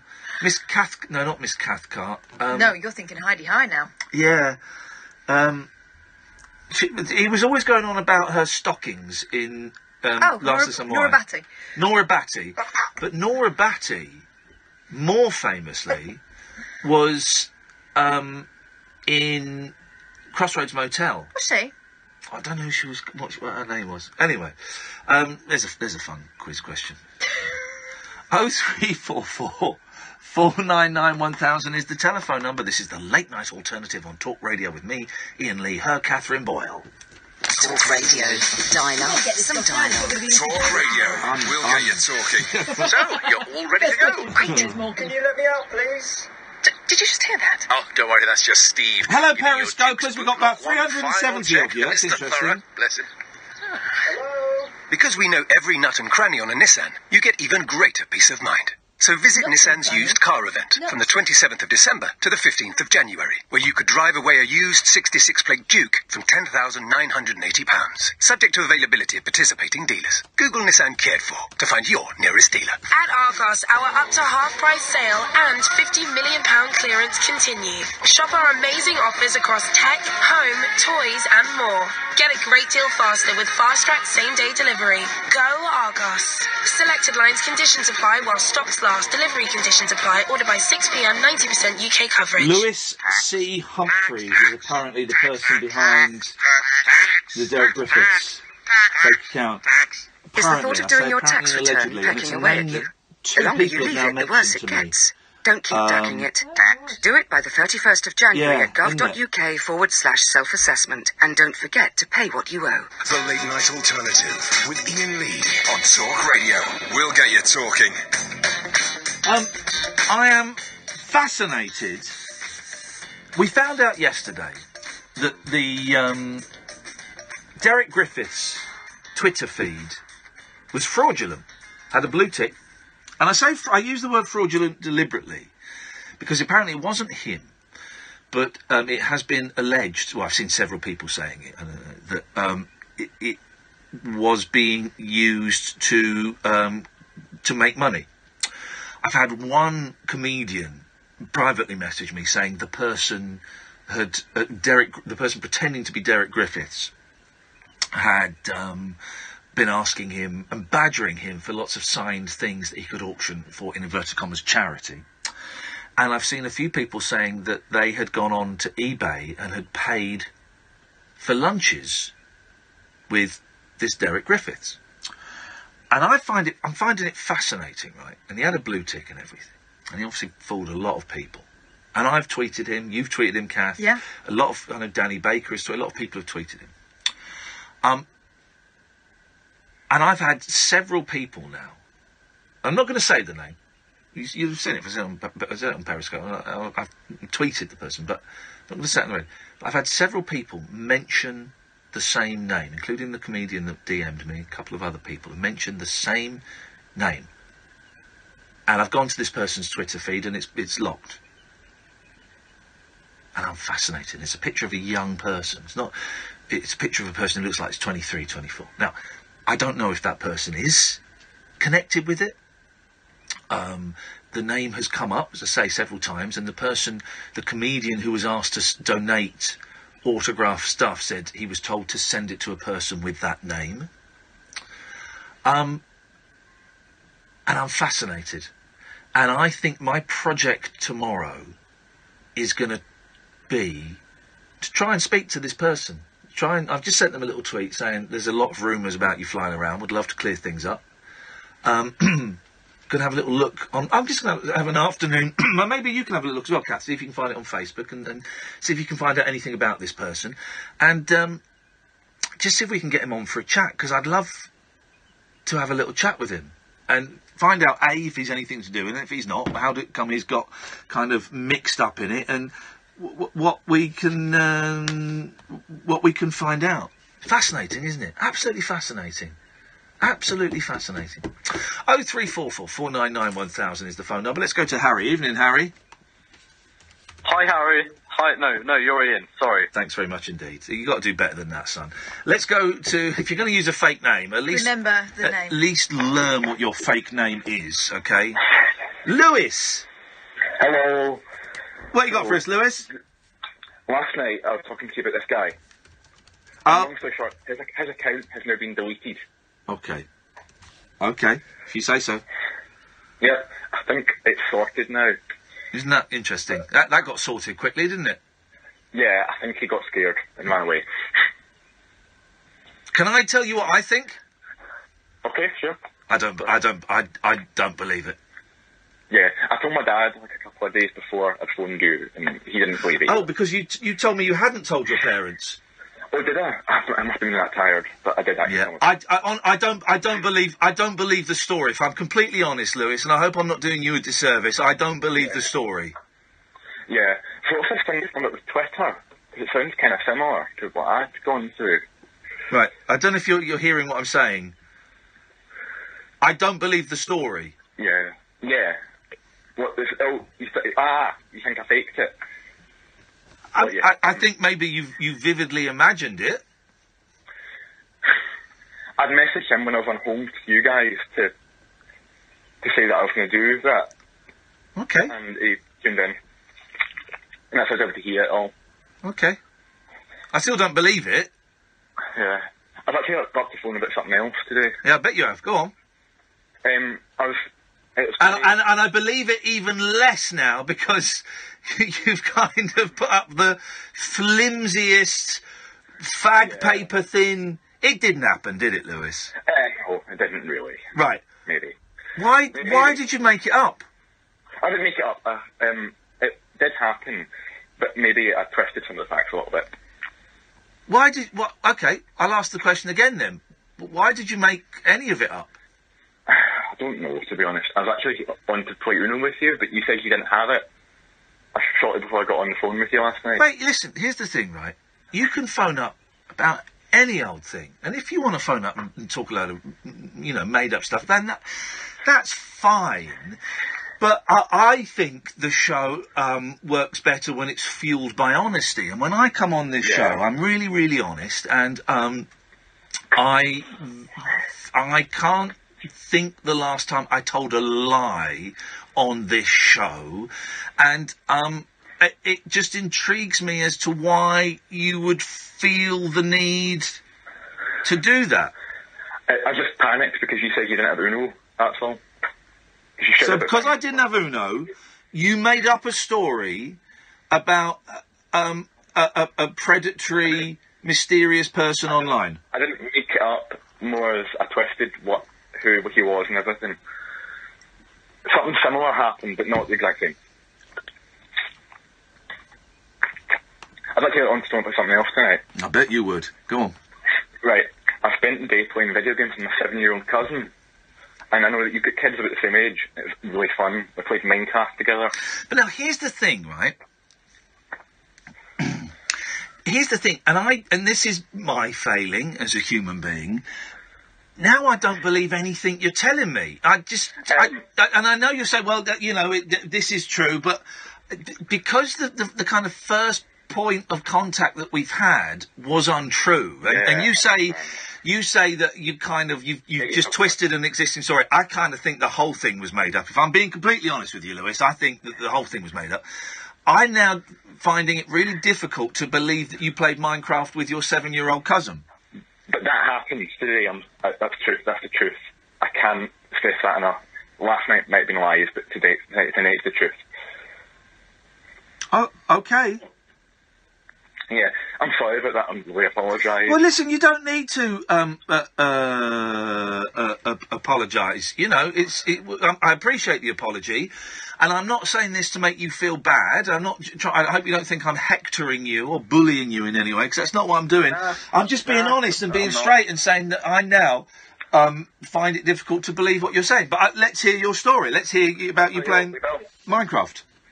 We built this big house, and it had like a big kind of bridge, and it was kind of similar to what you did on the Anathodic Trail, where you jumped off the rocket. And he did that without even realising that he was doing it, because he didn't watch the show. Right. I found it really fun to do. And we also played Lego Batman. Have you played that? I have played Lego Batman, yes. Yeah, it was great fun, because it's kind of the way the puzzles work and everything in it. It was great for him, and it's great for me. Yeah. Okay, Lewis, thanks very much. Okay. Cheers. Bye. That was uncomfortable, wasn't it? Was I? No, I wasn't. Was I? I mean, he's only a young lad, we think. He says he's 15. I don't know if he's 15. He sounds older than 15. Just what a thing to reach for. There's...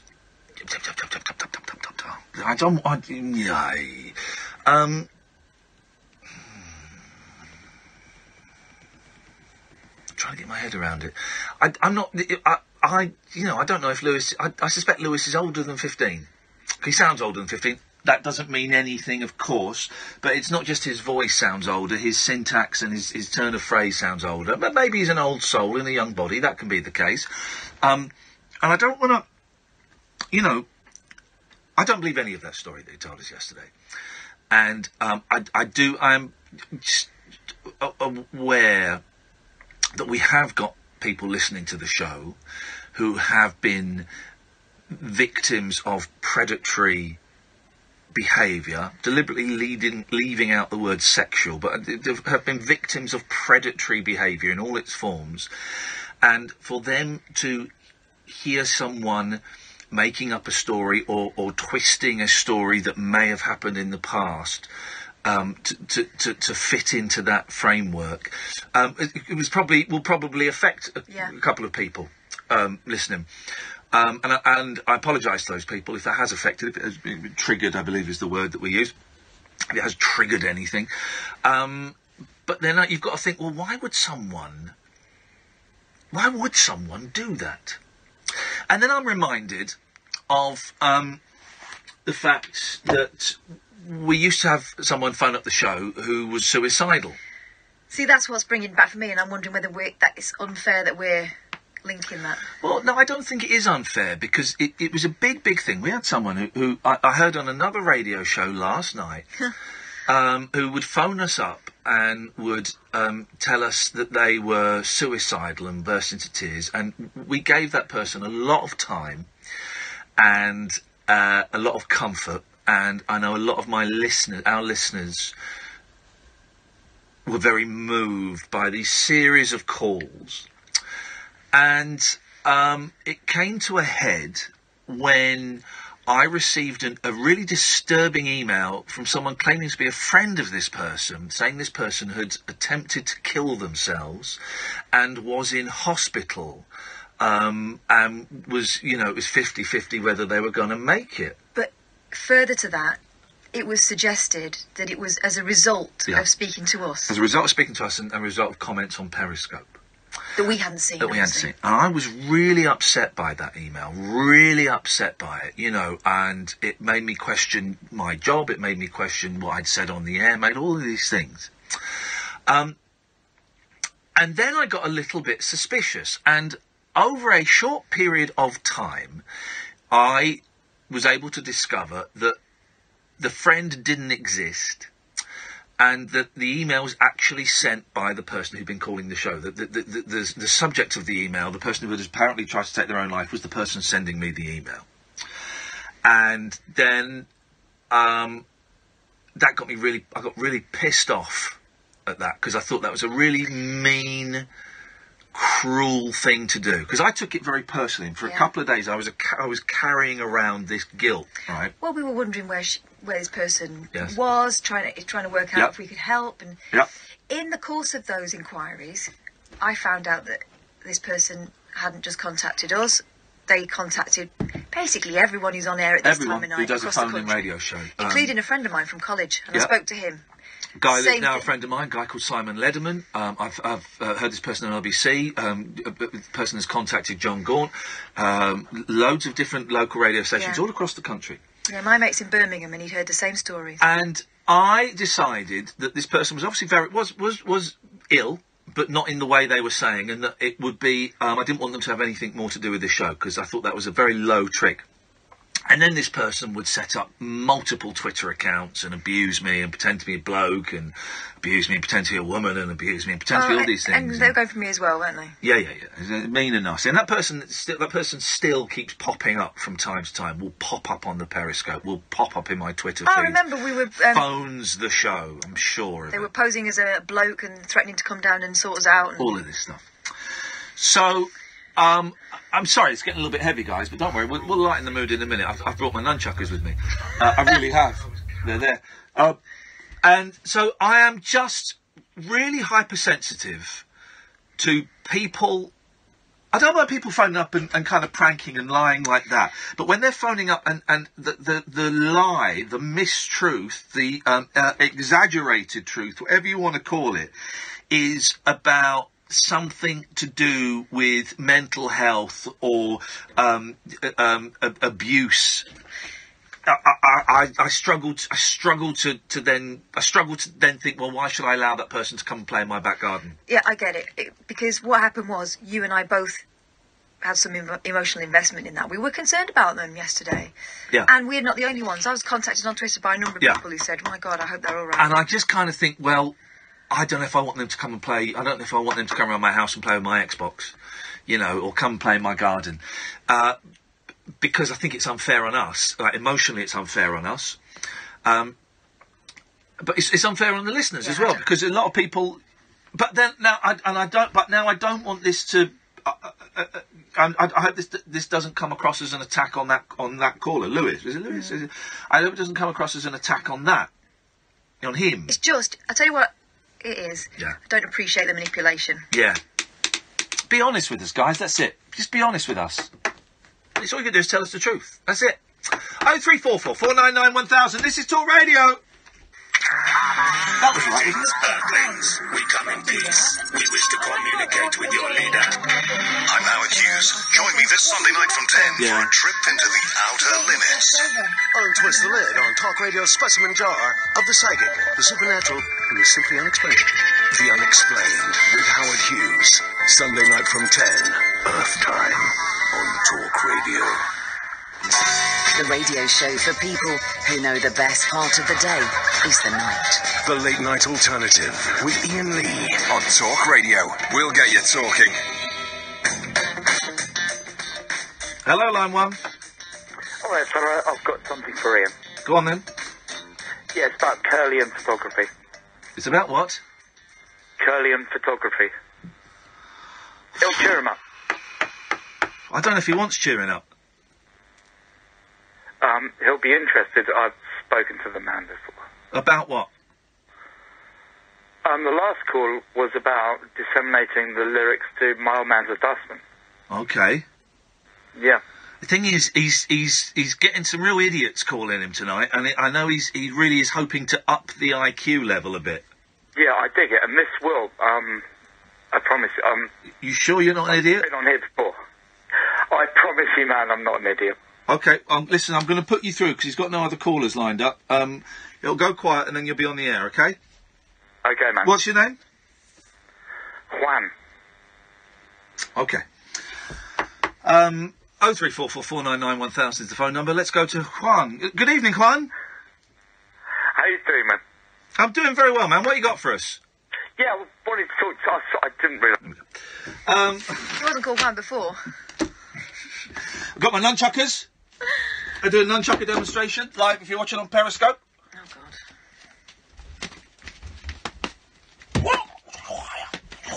God.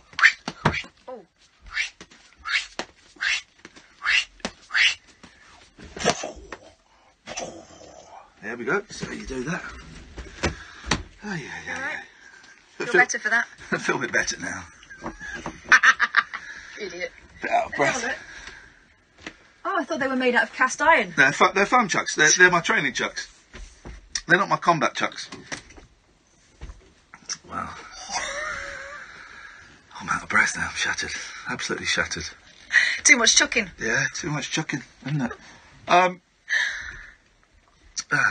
Dearie me. Ha! Wowzers. I quite like the power it gives. Doesn't it? Imagine if they were real ones. I would be really... Well, I used to train with real ones. I say train. I'd stand in front of my mirror as a kid and do them.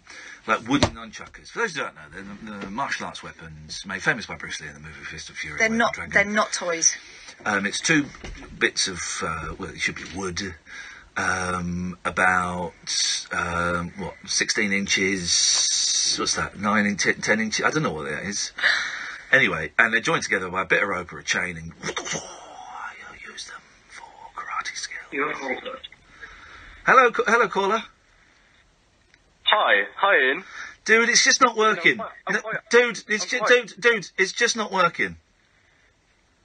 What? What do you mean? It's just not working, mate. What's not working? I don't understand. Okay, look. I'm quite upset with you, Ian. I'm quite upset with you. I'll tell you what we're going to do, right? I'll let you do your spiel, right? I'll let you do your little piece, Okay. but I guarantee it's going to fall it's going to fall flat with not just with me, but with the listeners. Okay, so I'm going to be quiet. I'm going to let you do your just be quiet, dude. I'm going to let you do it. I'm going to sit back. Don't swear. Don't be libelous because we'll dump it. And I know you've withheld your number, and that's fine. If you want to withhold your number, then that's great. But I guarantee it's not going to be anywhere near as funny as you think it is. Okay? Okay. All right, away you go. Away you go, Jack, Harry, Gavin or Juan, whatever name you want to use. Away you go, buddy. Okay. Ian, I'm not actually angry with you. I don't. I just want to understand why you don't believe me in my story. I'm quite upset by it. Like that was a real story, and you've just called me out as a liar, and I'm really quite upset by it. And I just, why is it so hard to? Is it because he's Turkish? Are you being a bit racist here? Do you think I can't have a Turkish cousin? I just don't understand, Ian. You let me know when you're done, fella. Well, I'm trying to have a conversation with you, Ian. You're not. You're doing a little comedy monologue that's I'm not falling doing a comedy monologue. that's falling very, very flat. But you carry on, fella. Ian, I'm trying to have a conversation with I tell you what, have a conversation with line 3. Line 3, you're through to line 1. Line 1, you're through to line 3. Go on, knock yourselves out. How you doing, line 3? Yeah, I phoned up Ian to talk about curling photography. What in photography? Curlium photography. What's that? It started in the 1950s. It was a photographic experiment where people could take photographs of people's auras.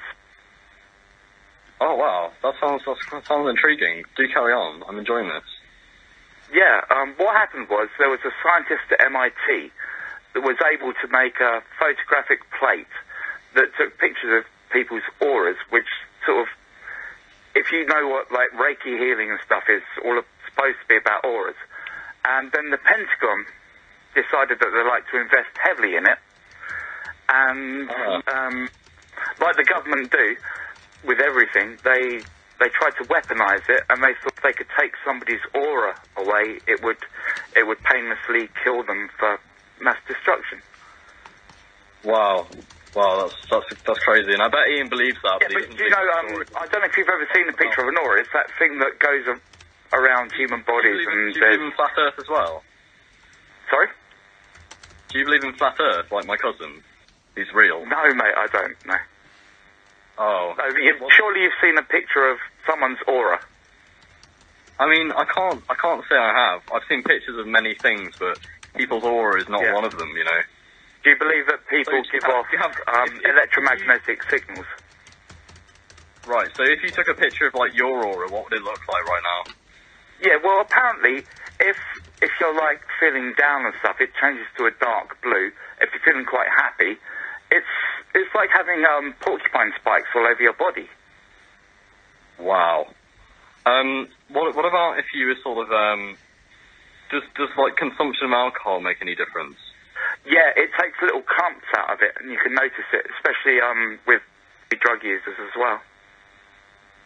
Have you experimented with this then? No, I've just finished reading a book that was recommended to me about the funding of the Pentagon for militarization of various weapon systems, and I think taking away somebody's aura, if you could do that in a massive thing, is really quite frightening. Yeah, I mean, so how would I know if my aura's gone or not? Well, you wouldn't, man. Okay, guys, we've got that's. I think that's your time up. We've got loads of phone calls lined up now, so I'll certainly thank you for filling in. Thank you very much indeed. But 3 out of 10.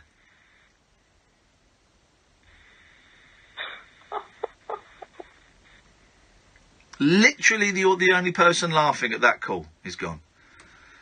Terrible. Have we got to do another show about prank calls to That's tell not me? the same guy who felt his opportunity was killed, is it? It could be. No, I don't think so. I mean, that guy was an absolute bellend. That guy was just a knob. There is a difference. Oh, it's only a slip from knob to bellend, isn't it?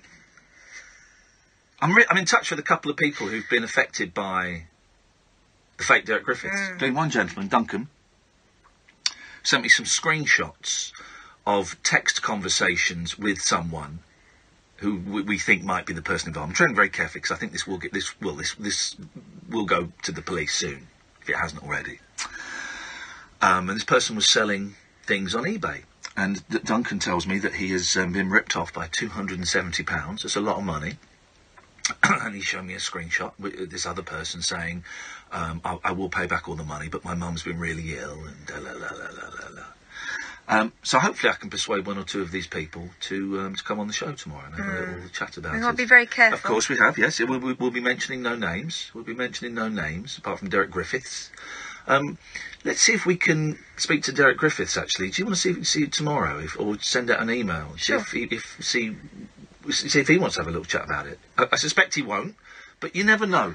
You never know. I bet he doesn't know anything about it. That's the worst thing. Oh, I bet he does now, because some of the members of the acting community, I think, will have been in touch with him.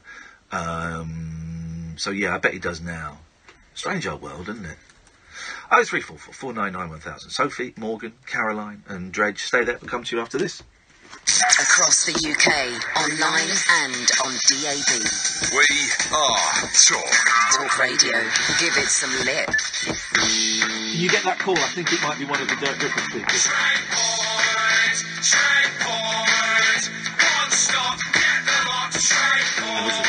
Kickstart 2018 at TradePoint. Buy a DeWalt XR lithium-ion combi drill with 2 1.5 amp batteries and a DeWalt 45-piece screwdriver set, all for just £85. Hurry, offer ends 7th of January. Excludes VAT at 20%. TradePoint members only. Ford's new fraud scrappage scheme has been extended to include cars registered before the 31st of December 2010, and we've even included a new model, the Tough Ford Ranger. You could save between £2,000 and £4,950 on the recommended on-the-road price when you trade in your old vehicle for a new Ford car. New year, new Ford. Ford. Together, we go further.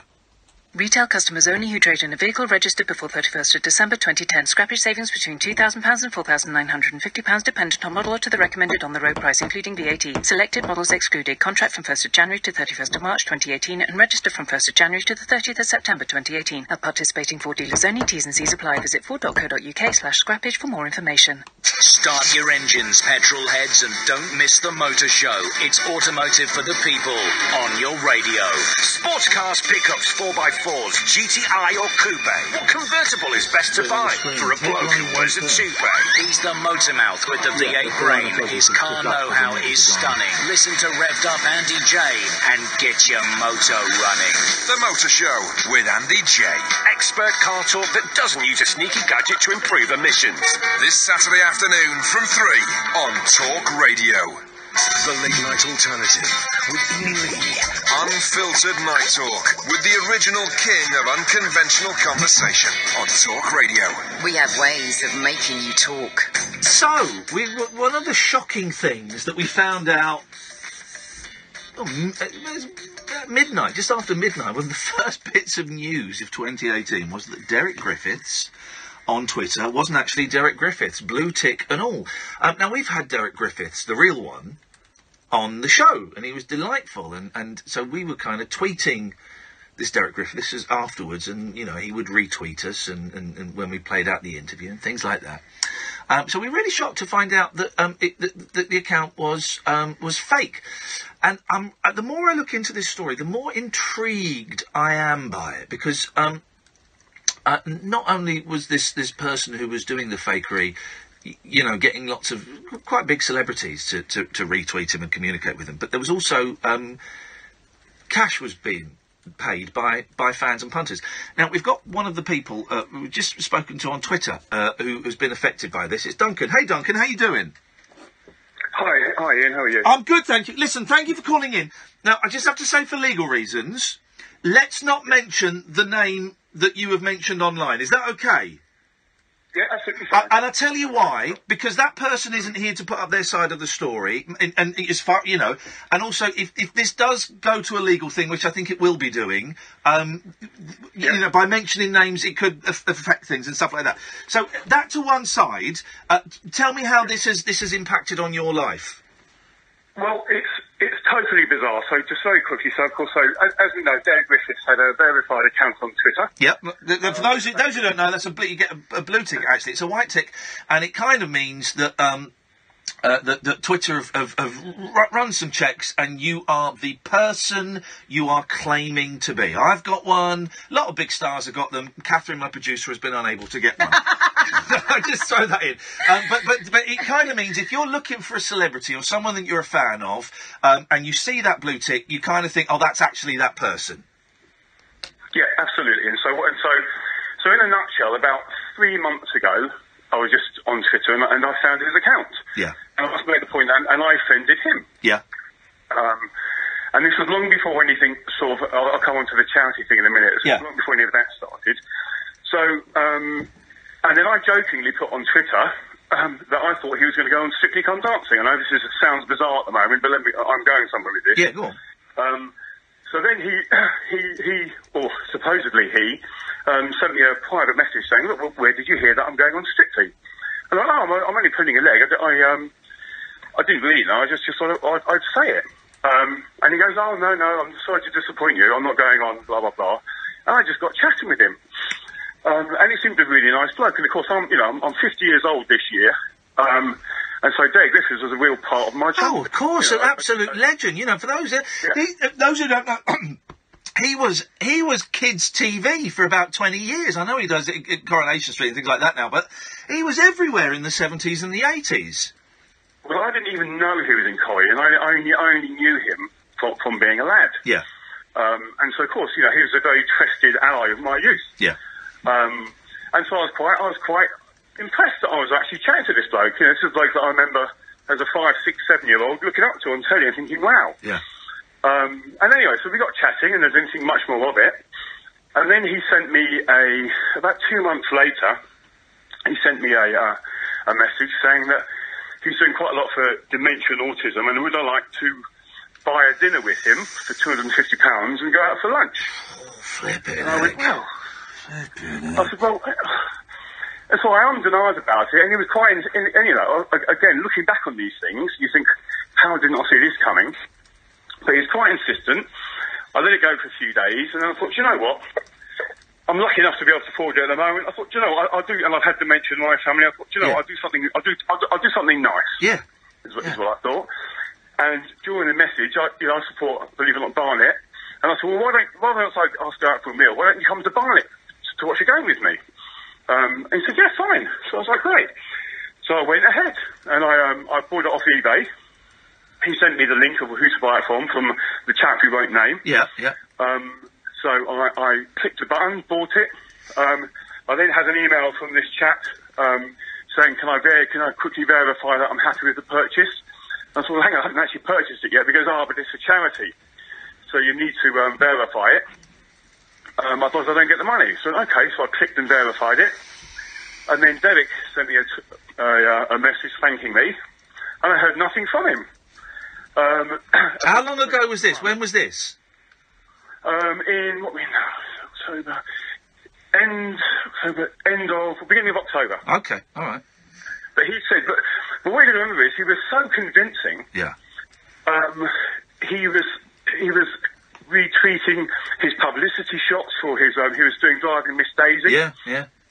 But again, I was reassured by the blue tick. Yeah, of course. So I thought, I thought he's been verified, etc. Anyway, he then sent me a message saying, look, thank you very much. One more favour to ask you is any chance you can just donate to the Just Giving page as well. And I thought, well, you've been a bit cheeky now. But I did. I gave him another 20 quid just to show a bit of willing. Yeah. And then the last, and again, just to go on, I can't tell you, he was tweeting publicity shots. He was promoting his own play. When you were in the jungle, he was tweeting about the ginger girl. I can't remember her name. Jenny. Jenny from Fizz, yeah. Let's all support her, get right behind her, Team Jenny. So it was so real, I can't tell you. And so I only, like yourself, found out yesterday, because, well, about 4 days ago, just have a drink, just one second. About 4 days ago... Was that refreshing? Was that a refreshing drink there, Duncan? What are you drinking? Water. Oh, okay, all right. All right, fine, go on. I've got work in the morning. Okay, good. So about 4 days ago, his account was suspended. Yeah. And I thought, now that's weird. What's going on here? And I didn't think much of it. And I went onto his official website, which again, it now transpires isn't his official website either. Oh no! His official website. If you Google Derek Griffiths' official website, yeah, it will give you the links to his Twitter page and his Facebook page. So again, you think, well, this can't be a fake, of course, because I'm being sent here. Hang on, the official Derek Griffiths website, officialderekgriffiths.co.uk, that's fake. That's fake. Welcome to my official website, the best source for all news regarding my latest and upcoming work. Feel free to take a look around, follow me on Twitter, and like my official Facebook page. Yeah, and if you click on that Twitter link, yeah, it will take you to the suspended Twitter page. It does, doesn't it? Didn't it? Look at that. And the Facebook page is gone as well, yeah. So So when his Twitter page was suspended, I went back to his official page. And bizarrely, it's got his actual agent's details on there, though. Has it though? Let me see. Yes. I'm writing to her now. Scott Marshall Partners. Yeah. And Yak to Yak. Scott Marshall's who I go Which to. I believe are real. Yeah, they are. Yeah, they are. Okay. So, go on. So of course, I'm looking at his official, because of course from the outside in, I mean, if you had told me, I normally laugh at people who get scammed and think, how could you be so stupid? Yeah, of course. But here I am, donating to charity or so, I thought, for something that I believe in, lucky enough to be able to afford it, clicking on links after a celebrity from my childhood, a trusted celebrity. Again, it's not his fault, of course, is it? But the scammer, of course, if you think about it, he's picked the perfect person, because, of course, the people who we liked as kids will now 50 professional people, or if we've done all right in life. Yeah, and 250 quid, 250 quid, it's a lot of money, but it's also not a lot of money. Do you know what I mean? It's like, it's affordable. I know exactly. As I said, luckily it doesn't cripple me, and I was happy to do it, thinking I was doing a nice thing, and also, of course, I was going to meet Derek Griffiths the afternoon and watch Barnet, and how bizarre was that going to be? Now, the name that we won't mention, I had quite a well-known comedian DM me yesterday, or last night, this morning, when we were doing the show, and I tweeted, the Derek Griffiths thing is a fake. And this comedian said, is it true about the Derek Griffiths thing being a fake? Because I'd been... he'd been messaging me and being quite insistent and asking for autographs and stuff to sell to auction for charity, and I never did it because I thought he was being quite rude and quite pushy. But this is the name of the person that I had to send the stuff to, and it's the same name that you've thrown up. And I noticed that you've tweeted. Is that a text you've had with this person? So again, how deep does the rabbit hole go? So last night, just to finish off. So last night it came to light about, again, like midnight last night, that it was in fact, I don't know who tweeted it, but someone with another boutique tweeted that it was a fake account. Yeah. Then I got in contact with lots of other people, again, and then it's horrific. It's horrific, how deep the rabbit hole goes, of what people have done for this lad and what they've sent him, and I think someone sent some original play school stuff to him to sign or something, but anyway, it's ridiculous, and T-shirts and etc. And a lot of money. So I then, he's then the bloke who we won't name. Let's call him Tim, because he's not Tim. Let's call him Tim. Yeah, good. Yeah. So I then found Tim's Facebook profile today, and I sent him a message this morning, thinking not in a million years is he going to return the message. So I sent him a message saying, look. And it's quite polite, saying, your face and your name has been linked with this fake account, of which I've paid you in total £270. Basically, what have you got to say? And he messaged me back within 2 minutes and said, sorry. I'm really sorry. As I've said to other people, I'll pay every penny back. I was in a bad place, and my mum's just died. I mean, again, we can take that with a pinch of salt or not, I don't know. But whether, so we're trying to play the victim, but however... that's simply what I got back. And then I've had some more messages from him since, again, apologising, saying he was in a bad place and he'll pay it back. So he hasn't tried to deny it. And I've talked his Facebook page a little today, and I think it's okay. As in, it does seem like, it's certainly the same name as I sent the money to on eBay.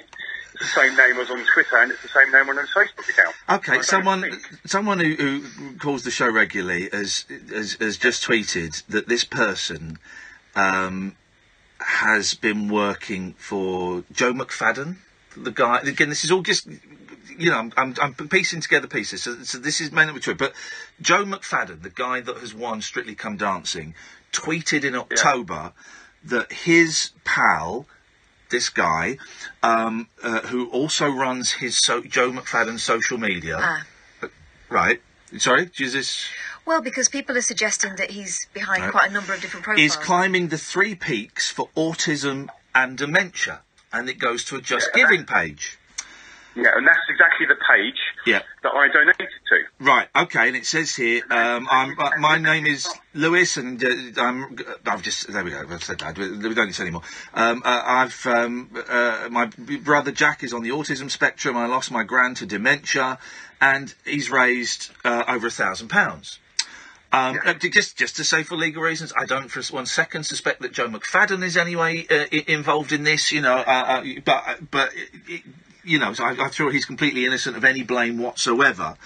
But it looks like this has been going on for quite a while, Duncan. Well, I do hold Twitter culpable. Go on.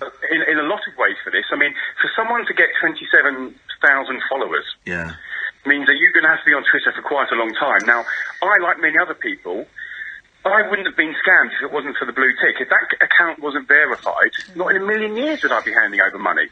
So I would have assumed that Twitter would have done their due diligence, and when they verify an account to tell me that I'm actually talking to Dave Griffiths, I believe that I'm talking to Dave Griffiths. The number of followers is not an indicator. You've got to be so careful, because people can buy followers, but the blue tick is something that people do rely on, Yeah, well, and I did, and the only reason that I have handed over that money was because of that blue tick, rightly or wrongly. Duncan, listen, I won't do it again. We're coming to the end of the news. We're coming up to the news. I can't speak tonight. What are you going to go to the police for this?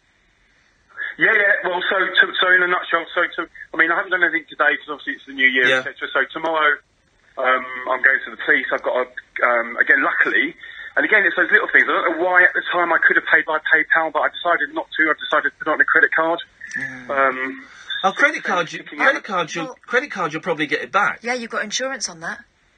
Yeah, exactly. I mean, but that's obviously that's pretty, and hopefully I will. But obviously, in many ways, it's besides the point. It's the fact that this fella has taken a childhood hero and used him to scam money out of people. It's disgusting. Duncan, I really appreciate you coming on, mate. I've tweeted you my email address. I'd love it if you kept in touch and just let me know what's going on and what progress is being made. Yeah, I'll happily do that. I'll happily do that. Nice one, man. A lot of it's, I mean, as you can probably see, a lot of it's coming out of the woodwork now. So yeah. I'm going to learn a bit more. I think a shed load of people are going to pop up and go, hang on a second. And I've also heard rumours that perhaps there were other fake blue tick accounts. Well, before you go, just very quickly, he was championing other blue ticks on his site, saying, why don't you follow this person and that person, which we now suspect was him setting up other fake accounts.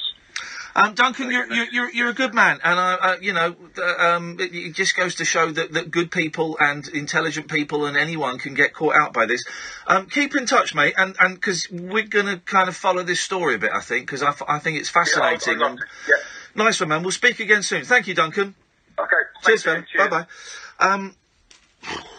So easily done, that blue tick. He's not an idiot. No. He's not an idiot, that fella. He's a bright bloke. Got caught out. We're going to follow this. People are sending me links and Facebook pages and things. That Facebook page looks a little bit dodgy-bodsky. I don't think that's necessarily real. See, the thing is, it might not even be that fella.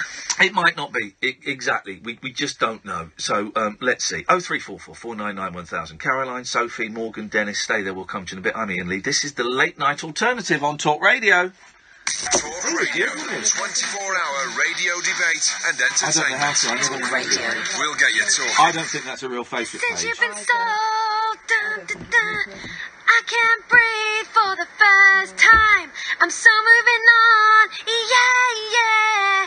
Thanks to you, now I get what I want. Since you've been sold. eBay. Snap it, list it, sell it. The easy way to make room for the new you. Download the app and start selling now. eBay. Fill your cart with colour. Direct Line guaranteed to beat any public liability insurance quote for the same cover. Can your insurance do that? Search Direct Line Public Liability Insurance. New customers only. Qualifying criteria apply. Underwritten by UK Insurance Limited. I'm Robbie, the site manager. Everyone here knows me. But when they ask me, how was your weekend? They're surprised when I say, I'm getting paid. Loading a helicopter on board a transport plane as an RAF reserve. I'm in charge of making sure it's loaded correctly. If it isn't, the plane can't fly. I was approached several times by the Derek Griffiths Twitter account to try and extract money for charity for a lunch dinner. Make your spare time count with over 40 rules. Commit only 27 days a year. Search RAF Reserves. Across the UK, online and on DAB. Access all radios. Talk Radio. Give it some lip. Talk Radio.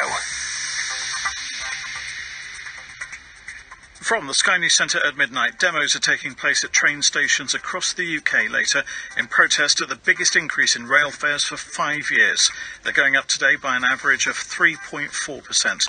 The government says they're capped in line with inflation and that 97p out of every £1 paid will go back into the railway. But Stephen Joseph from Campaign for Better Transport says the rises cannot be justified. We'd have liked to see a fares freeze for this year and then in future years move away to a lower measure of inflation. So McFadden has now deleted that tweet where he said this guy was running a social media so account. that people only get fares rises when you get serious investment in upgrading the rail services. Detectives investigating the murder of a 20-year-old man at a flat in Islington on New Year's Day. Oh, look, it's deleted it just now because it was there a minute ago and it's gone now. During the incident, remains in a North London hospital in a critical but stable condition. Reese Witherspoon, Meryl Streep and Natalie Portman are among stars backing a campaign in Hollywood against sexual harassment. Time's Up aims to get new laws to tackle the problem in workplaces. Relatives of 5 British people killed in a seaplane crash in Australia say they were wonderful, kind and generous. Richard Cousins was the boss of catering giant Compass and died with his 2 sons' fiancée and her daughter. Anti-government protests in Iran have continued for a 5th night. There's been a series of rallies in recent days over the state of the economy. Yesterday, Donald Trump tweeted that it's time for change in Iran. Barbara Slavin is a US foreign policy analyst and says she doesn't think the president's comments are helpful or relevant. He has not shown himself to be very concerned about the welfare of ordinary Iranians so far. One of his first acts when he became president was to put a ban on all travel by ordinary Iranians to the United States. And in sport, Manchester United up to 2nd in the Premier League. It's thanks to a 2-0 win at Everton. That's the latest. I'm Kevin Gover. Talk Radio. The late night alternative with Iain Lee on Talk Radio. We have ways of making you talk. Why is that not playing? The computer seems to have crashed. I was all set. Hang on a second. Oh, blimey. Let's close this down. Let's close it down. We'll open it up again. Switch it off. Switch it on. Ladies and gentlemen, here we go. Do you want to turn these microphones off? There's a voice that keeps on calling me down the road. It's where I'll always be. Every stop I make a new friend. Can't stay for long, just turn around and I'm gone again. Maybe tomorrow I'll wanna settle down. Until tomorrow I'll just keep moving on. Down this road that never seems to end. When new adventure lies just around the bend. So if you wanna join me for a while, just grab your hat, come travel light, that's old style. Maybe tomorrow I'll wanna settle down. Until tomorrow, the whole world is my home. So if you wanna join me for a while, just grab your hat, come travel light, that's old style. Maybe tomorrow I'll wanna settle down. Until tomorrow, I'll just keep moving on.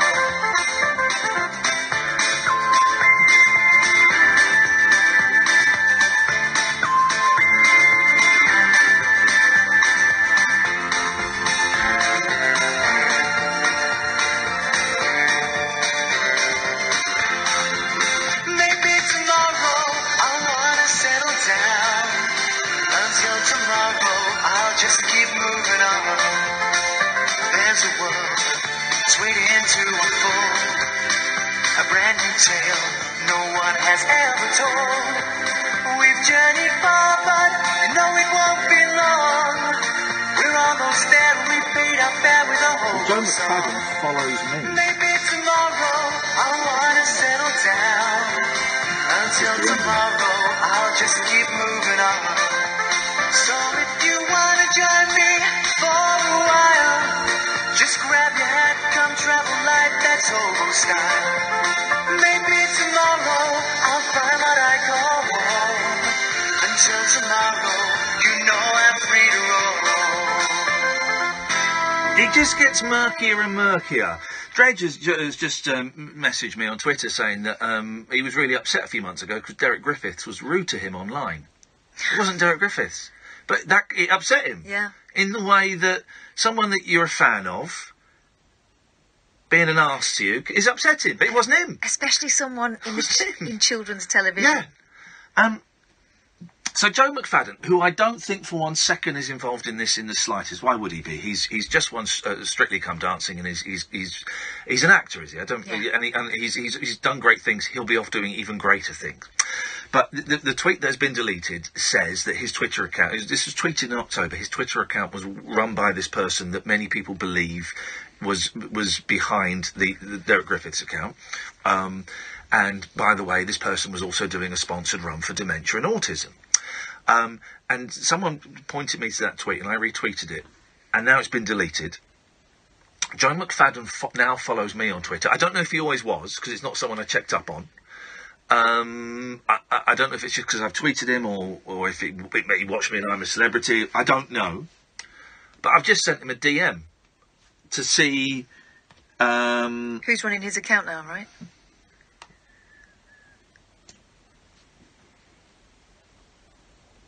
Well, Joe McFadden has replied to me.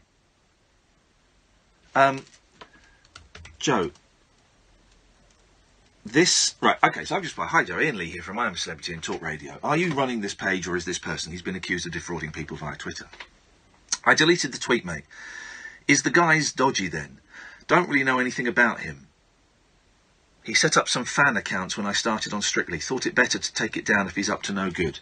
I'm going to reply, Joe, this will sound weird, mate, but there are a lot of people wondering if this account, your account, is being run by him and not you.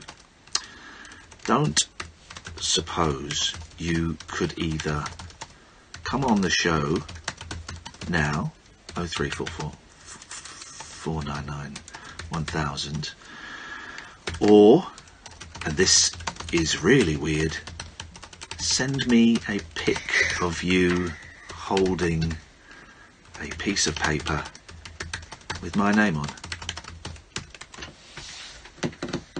Send it. Sent it. If it was happening to you, you'd want to clarify things, wouldn't you? Could you do me a favour? Could you find Joe McFadden's representative, management and agent, and just fill them in on the background of this story a little bit, and say there are now people who are suspicious about his account. Okay. Just reply to him. He's replying to me. You can see him typing. I've got a strange tingle going through my body, as though we are stumbling on something that is perhaps a lot murkier and bigger than this first appears to be. Here we go. Let me just make sure this is the right one. Looking at the switchboard to see if Joe McFadden is calling me up. What has Joe McFadden done? He was in Casualty for a long time. Was he? Yeah, he was his agent. Hello, line one. Ooh, I'm touching myself tonight. Is that Joe McFadden? That's definitely Joe McFadden. I recognise that song. Right, he's replied, I can't do that, mate, but obviously don't want to be associated with the guy if he's dodgy. I have my blue tick, so that should tell you it's me, shouldn't it? I'm afraid that the blue tick doesn't mean anything these days. Doesn't mean anything these days. Aha! I know how you can prove it. We met once. Remember?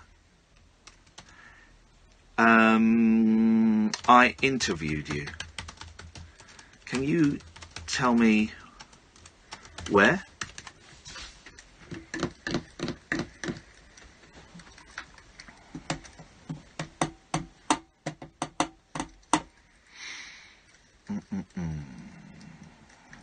I'm finding this fascinating. I hope you're finding the long silences fascinating. Joe McFadden is replying to me. Or is he? Right, I'm writing to his agent. Good. Just give him a little bit of the background and the names, and the Twitter account is Mr. Joe McFadden.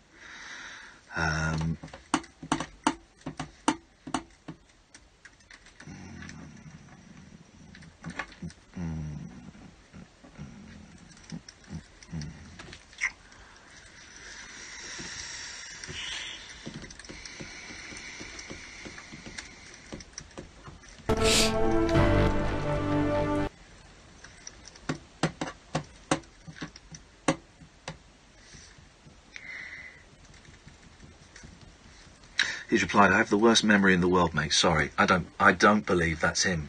No. I haven't interviewed Joe McFadden. That was a cheeky little porky pie, but that's a really odd way to phrase it. Okay, Joe.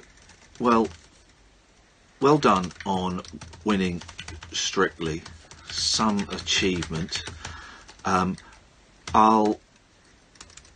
My producer is friends with your agent, so she will put in a call tomorrow." He's just replied, "Was it Big Breakfast?" Nice try, sunshine. So she will put in a call tomorrow with them just to confirm this really is you. Sorry to drag you into this. I'm just finding this very, very peculiar. Very peculiar. And I don't believe a word.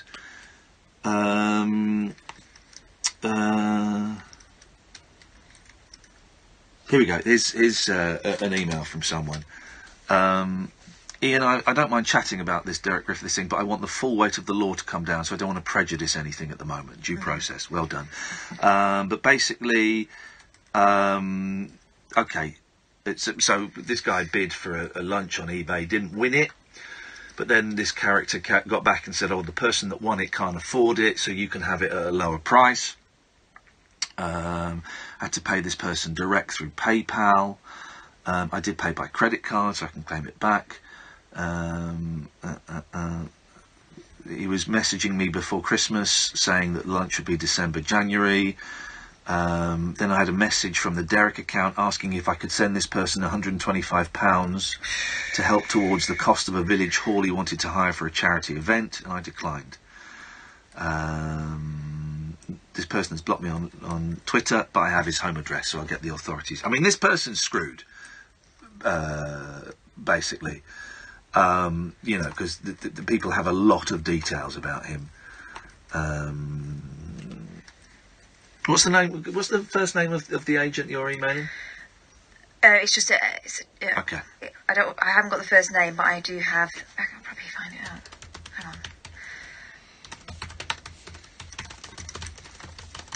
on. It's just a general thing. He's given me the name of someone. All right, let me look it up. And I've said, no worries. I hate to say this, but that Lewis I keep saying that, doesn't matter, doesn't give away enough of it. That person, that character, is in really big trouble. Lots of people going to the press and the police. What's the first name? There are two. Yep. Woman? The woman, Michelle. Yeah, okay. Lots of people going to the press and the police. I suspect that they may want to talk to you. Is that... Right, what's the last name? Milburn? Yes. Because he got it wrong the first time round, this person. This person gave me a different name. Oh. Michelle Braidman. No. I mean Milburn. Interesting. I suspect they may want to talk to you. Honestly, I think you're Lewis. Sorry, man. This is fascinating. I hope you don't mind. We're going off on a little bit of a detective tangent. We've got some calls lined up. We will go to these calls in a minute. Let me call you to let you know it's definitely me. OK. 0344 499 1000. Not on air. What's your number? I'll call off air.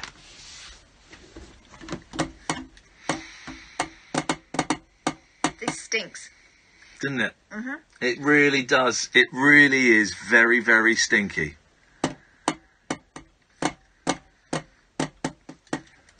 Let's see who this person is. Hello, caller.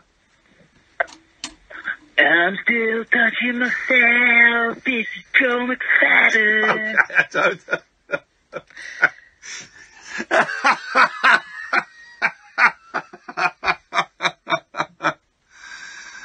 Oh, man alive. What does Joe McFadden sound like?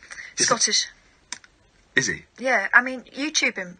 They'll have loads of like, oh, I'm so happy I won Strictly. They'll have that. Okay, let's get. You might not sound quite as elated YouTube. in connection with this story, but Joe McFadden interview. Yeah, he looks like a nice lad. Good for him. Well done winning Strictly. That's no easy task. Just to calm yourself down. You just try and trust that you've done enough work in the week. Right, so he's okay, so he's on him on Loose Women. He sounds a bit like that Alan Cummings, doesn't he? Sounds a bit like Alan Cummings. Before you go on, just to calm yourself down. You just try and trust that you've done enough work in the week that we... Okay, sounds like Alan Cummings. If he gives me a phone number, then I'll go and give him a cheeky little call.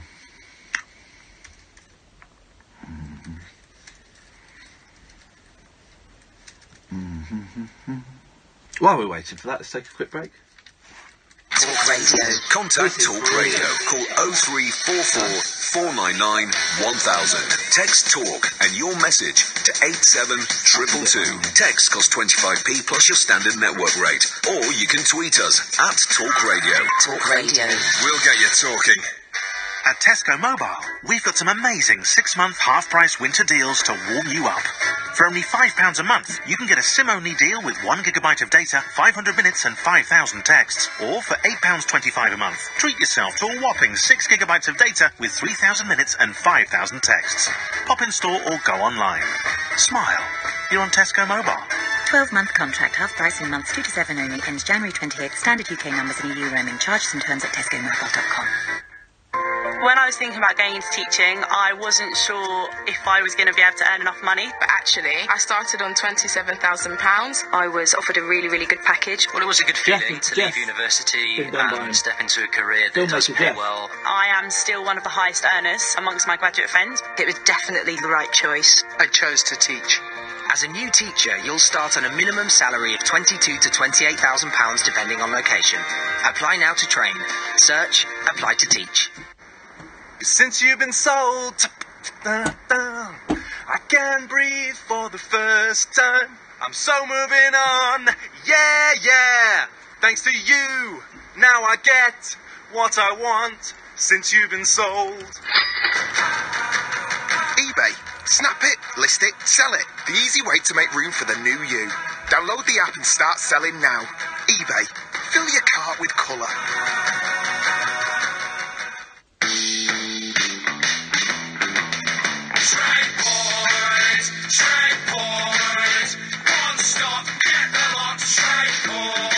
Kickstart 2018 at TradePoint. Buy a DeWalt XR lithium-ion combi drill with 2 1.5 amp batteries and a DeWalt 45p screwdriver set, all for just £85. Hurry, offer ends 7th of January. Excludes VAT at 20%. I don't think it is. I think that's someone called Jeff.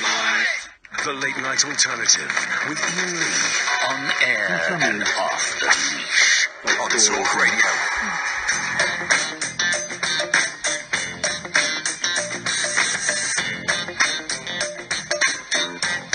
It gets more murkier and murkier. Mate of ours has been done. Yeah, Joe doesn't want to give me his number. Okay, call 0344... And I'm going to give him a code word to say. Say the word to my team, and I will come and speak to you off air. Meanwhile, let's speak to Jeff. Hey, Jeff, how you doing? Howdy, dude. Yeah, not too bad. How are you? For those who don't know, Jeff is the brains behind that rather silly film that Catherine and I made, where you get to see behind the scenes at Talk Radio. And Jeff was the fella that came and filmed it, and it was his idea, and he told us where to look and what to say, and he edited it together, and it's wonderful. It's on YouTube. And before I went to Australia, it had about 1,000 views, and now it's had about 27,000 views, man. Well done. Thank you very much. Yeah, I was quite shocked by all of that. I think we get £1. It's called a radio station. We get £1 for every time that someone watches that. I think that's how it works. You just messaged me. Again, we're not going to mention the person's name, but you just messaged me saying, I think I've been done by this Derek Griffiths thing. Was it this person? And yeah, it was that same name. What happened to you? Yeah. I might have to disappear, Jeff. You might have to carry this on with Kath, because I'm just waiting for Joe McFadden to call up. Catherine, I need you to go next door. This is the code word that I've told Joe to say to prove that it's the person I've been talking to on Twitter, okay? So if someone calls in and says that, then that is the person I've been talking to on Twitter. Yeah, right. I need to come out, and you'll come in and you'll speak to Jeff. So go on, mate, what happened to you? No money's changed hands at all, but while you were in the jungle, obviously I did a few animations, a few sequences for you. Oh, did you? I've not seen them. Are they on the YouTube channel? They're on your channel, yeah. Oh, I've not seen those. I'll have a look at those. Brilliant. Oh, I wanted you to eat lots of really bad stuff, so yeah, we did loads of things to get people voting for you. Thanks a lot, mate. Yeah, my pleasure. Yeah,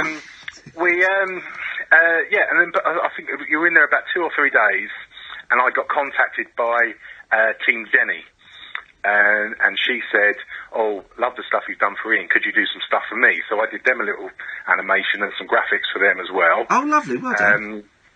So I did loads of stuff, except I don't think it's them, because they emailed me some of the pictures. Oh, hang on. So, which team? Team Jenny?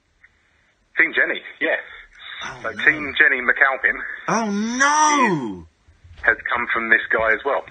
I've only just twigged it all tonight. Hang on a second. Catherine is now saying... Me and Team Jenny were, like, bouncing DMs back and forth quite a bit during that time, and that was somewhat being run by someone called Lewis. That's right, yeah. It's the same person. It possibly is. They suggested they were friends with her.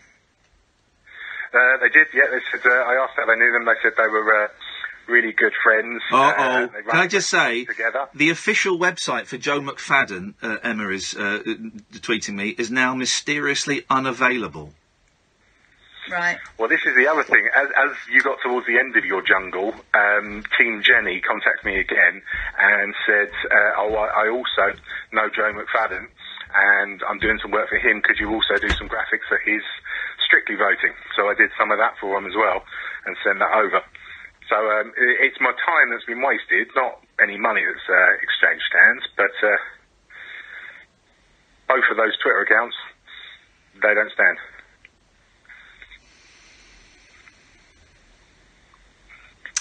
This is freaky. Now I'm friends with Jenny now, so I can't message her now because it's on the phone. But I'll send her a little tweet tomorrow, a little what do they call it? A WhatsApp tomorrow, and see if she knows this person.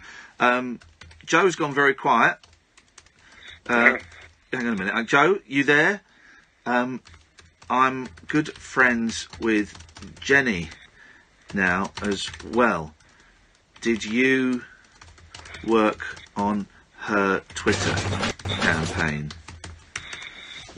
This is weird, isn't it, man? It's very bizarre. It's when you mentioned Lewis as the name. Yeah. I checked the email that they sent for all the pictures from, and yeah, that's come directly from the Team Jenny account. Okay. So the question is do you want to have fun? Because I've got his email address now.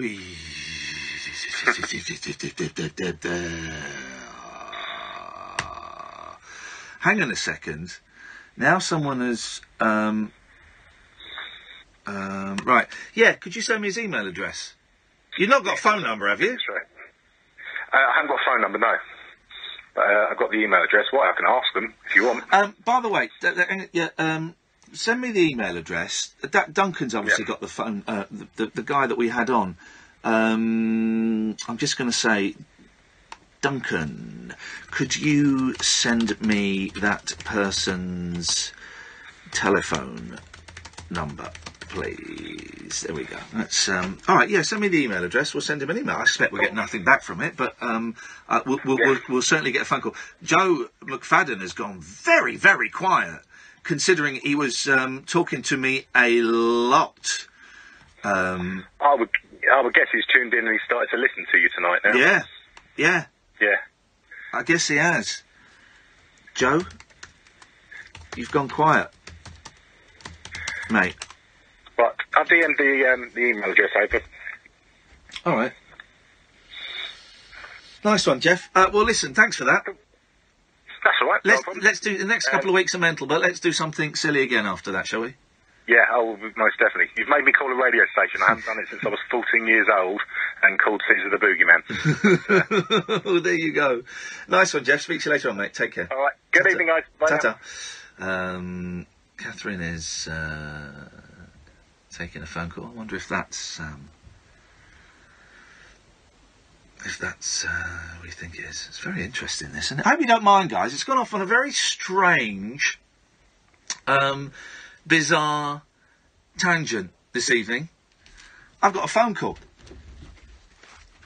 Let Catherine come in and... That's him on 3, if you just click on it. What do you reckon? All right, you okay. Well, this is a rum-do, isn't it?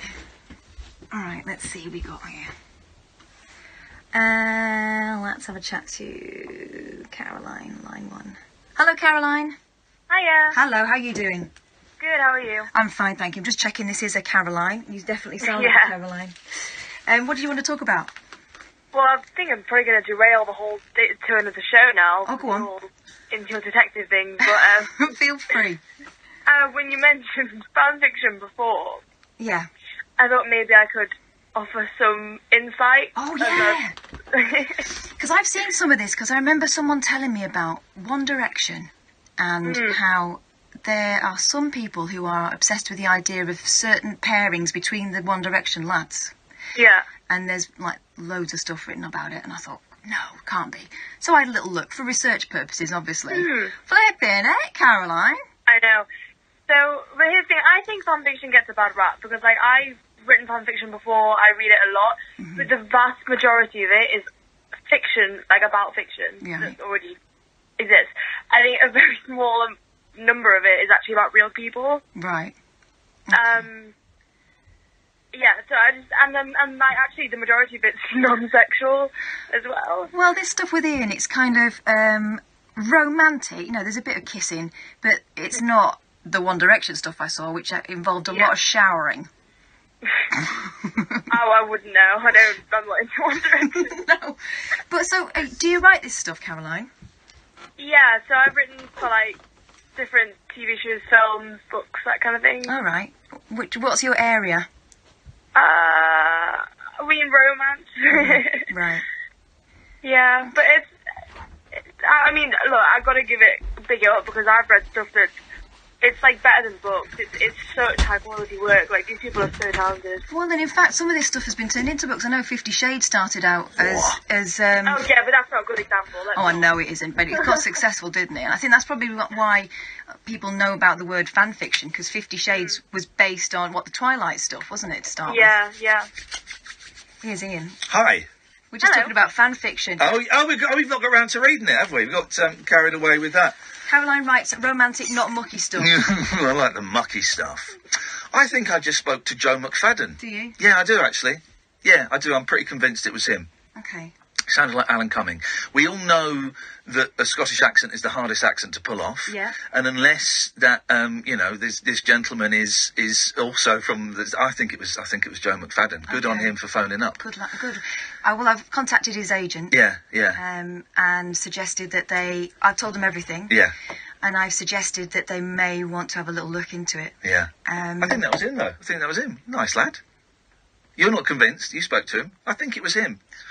I don't believe anything. I don't believe anything now.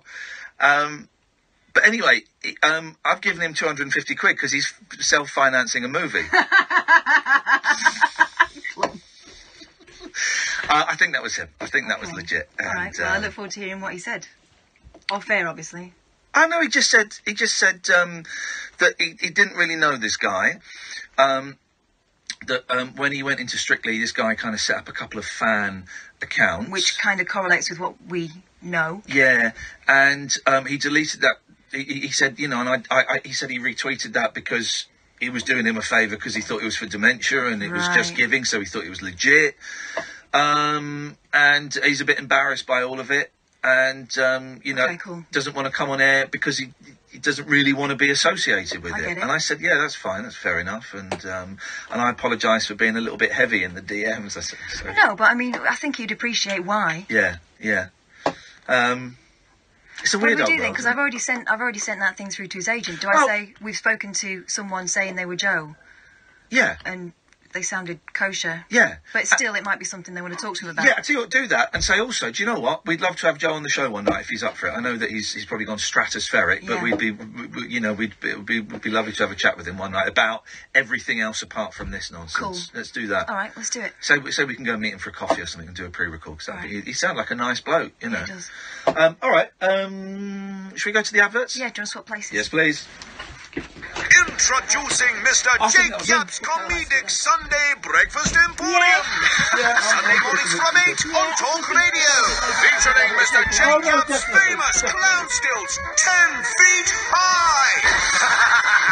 In each town at 8 o'clock on Sunday morning will be remembered for many a long day as a pageant of ghostly magnificent, consisting as it does of artistes unsurpassed in the comedic profession. Mr. Jake Yapp's entertaining Sunday Breakfast. Sunday mornings from 8 on Talk Radio. Unmissable late-night radio with the original king of unconventional conversation. Make contact with Ian Lee. The late-night alternative with Ian Lee on Talk Radio. Strange old world. Strange old world. So, Caroline, did we get to the meat and two veg? Tell me about this fan fiction that you write, then. So it's. I mean, I'm going to talk in like a really broad sense. So it's just like if you're a fan of like TV, movie, film, and on the odd occasion, real people. I don't personally write that because I think it's a bit creepy. But yeah. Yes. Props to anyone who wants to write it. I mean, whatever. But it's just like you're just so passionate about it, and you want the story to continue. Yeah. Like, it really inspires people, and it's all free. Like I read a ton of content, and it's all free, and it's so good. No, there's loads of it. But you don't do the mucky stuff. You just kind of carry on the stories. Well, I mean, sometimes you change it, because especially like if you don't like what the author's done, you can say, "Oh, stop that! I want to make it better and different. Yeah. I do it this way." So what kind of what characters are in your stories? Oh well, I've written for like Harry Potter, Sherlock, The Hobbit. I'm trying to think now. It's been a while since I've written anything actually, but that kind of thing. Yeah. Well, Caroline, listen. You know, people are being creative. Good luck to you. More power to your elbow. That's what we want. Thanks for calling, Caroline. Thanks for waiting. No problem. Cheers with this. Ta-ta. Let's go to Morgan. Evening, Morgan. Hello. Hello, Morgan. Hello. Sorry to call again, right? But I found that site really weird. Yeah. So as soon as I finished the call with you, I ran downstairs and practically told my father I just spoke to you. Yeah. And he reminded me that he used to call you up in your old radio show. Oh, right. Now, hang on. You're the fella that saw a ghost in a graveyard. Yeah. And your dad used to call up. Yeah, his name was Leon. I don't know if you remember him. Leon. And basically, he reminded me that I used to be one of your your little jingles. Oh, yeah. Go on. What did you do? It was the Doctor Who one. You're going to have to remind me. Go on, can you do it? It was like, I used to go, I can't say my throat's really going, it's like, it's like that. Yeah. And I don't know if you still got it. But, No, I have not still got it. Oh, no, but I was quite impressed by it, because I didn't realise until just now. Yeah, well, listen, I barely remember, what I did yesterday, so remembering something from that long ago is, it ain't gonna happen. But your dad, Leon, it rings a bell. What did he used to phone in about? Everything. He used to inspire him, because he used to listen to you practically every night. Wow. And, yeah, and obviously that's how I got into listening to you. I'll get him to ring you some point. Yeah, please do, man. That'll be good. I'd love it. I will. Yeah. I will. Nice one. But thank you, Ian. Honestly, it's such a pleasure to talk to you. I'm Morgan. Listen, it's a pleasure to talk to you, man. Thank you very much. I really appreciate it. Cheers, fella. Ta-ta. What a nice man. What a nice guy. Hello, who's this? Hello? Lemon-Otter. Hello. Lemon-Otter. Is that your, I'm assuming that's your Twitter name, not your birth name. No, that's my actual name. Lemon-Otter. Yeah. How are you spelling that? Yeah. Like the fruit and the animal. Really? It's a name? Well, that's wonderful. Yeah. I've never heard that. I'm sorry to sound so incredulous. That's incredible. That's all right. That's all right. I'm used to it. No, I can only apologise for not being cooler, Lemon-Otter. Okay, go on then. You've been involved with the Derek Griffiths thing. Yeah. Now, I mean, I'm a bit slow on this because I don't really use Twitter very much. Yeah. Sorry. But no, I literally just had a message from somebody saying, phone this number or email you if you've been conned out of money. And I thought, conned out of money? I don't know anything about it being a con. As far as I was aware, I bid for something on eBay. Yeah. I was expecting to have lunch with Derek Griffiths at some point in December, and then I started hassling Lewis Humphreys about... Oh, okay, let's just be careful. Let's just be careful. Let's not mention... We're not going to mention any names, because I don't want to, prejudice anything that may or may not happen, so... right. That's okay, that's okay. But yeah, so go on. You had paid for... How much did you pay for a lunch? It was 250 quid. Yeah? Gosh. Yeah, and so the spokesperson, who was kind of the liaising person, was actually quite rude when I tried to follow it up and said, when's it going to be? Shouldn't we be making a date? And then he said, well, no, he's very busy, and, it's likely to be the middle of January now. And to be honest, I kind of had a feeling that it was never going to happen, and I think I was probably the only person on eBay who refused to give feedback. Everybody else, because he sent an email out saying, thank you for your money, please leave positive feedback. And everybody did, which I thought was a bit presumptuous, really, considering that they hadn't actually received anything yet, so how could they give feedback on it? Yeah, yeah. So I refused to do that. I kind of thought, well, maybe that's why he's being a bit huffy with me.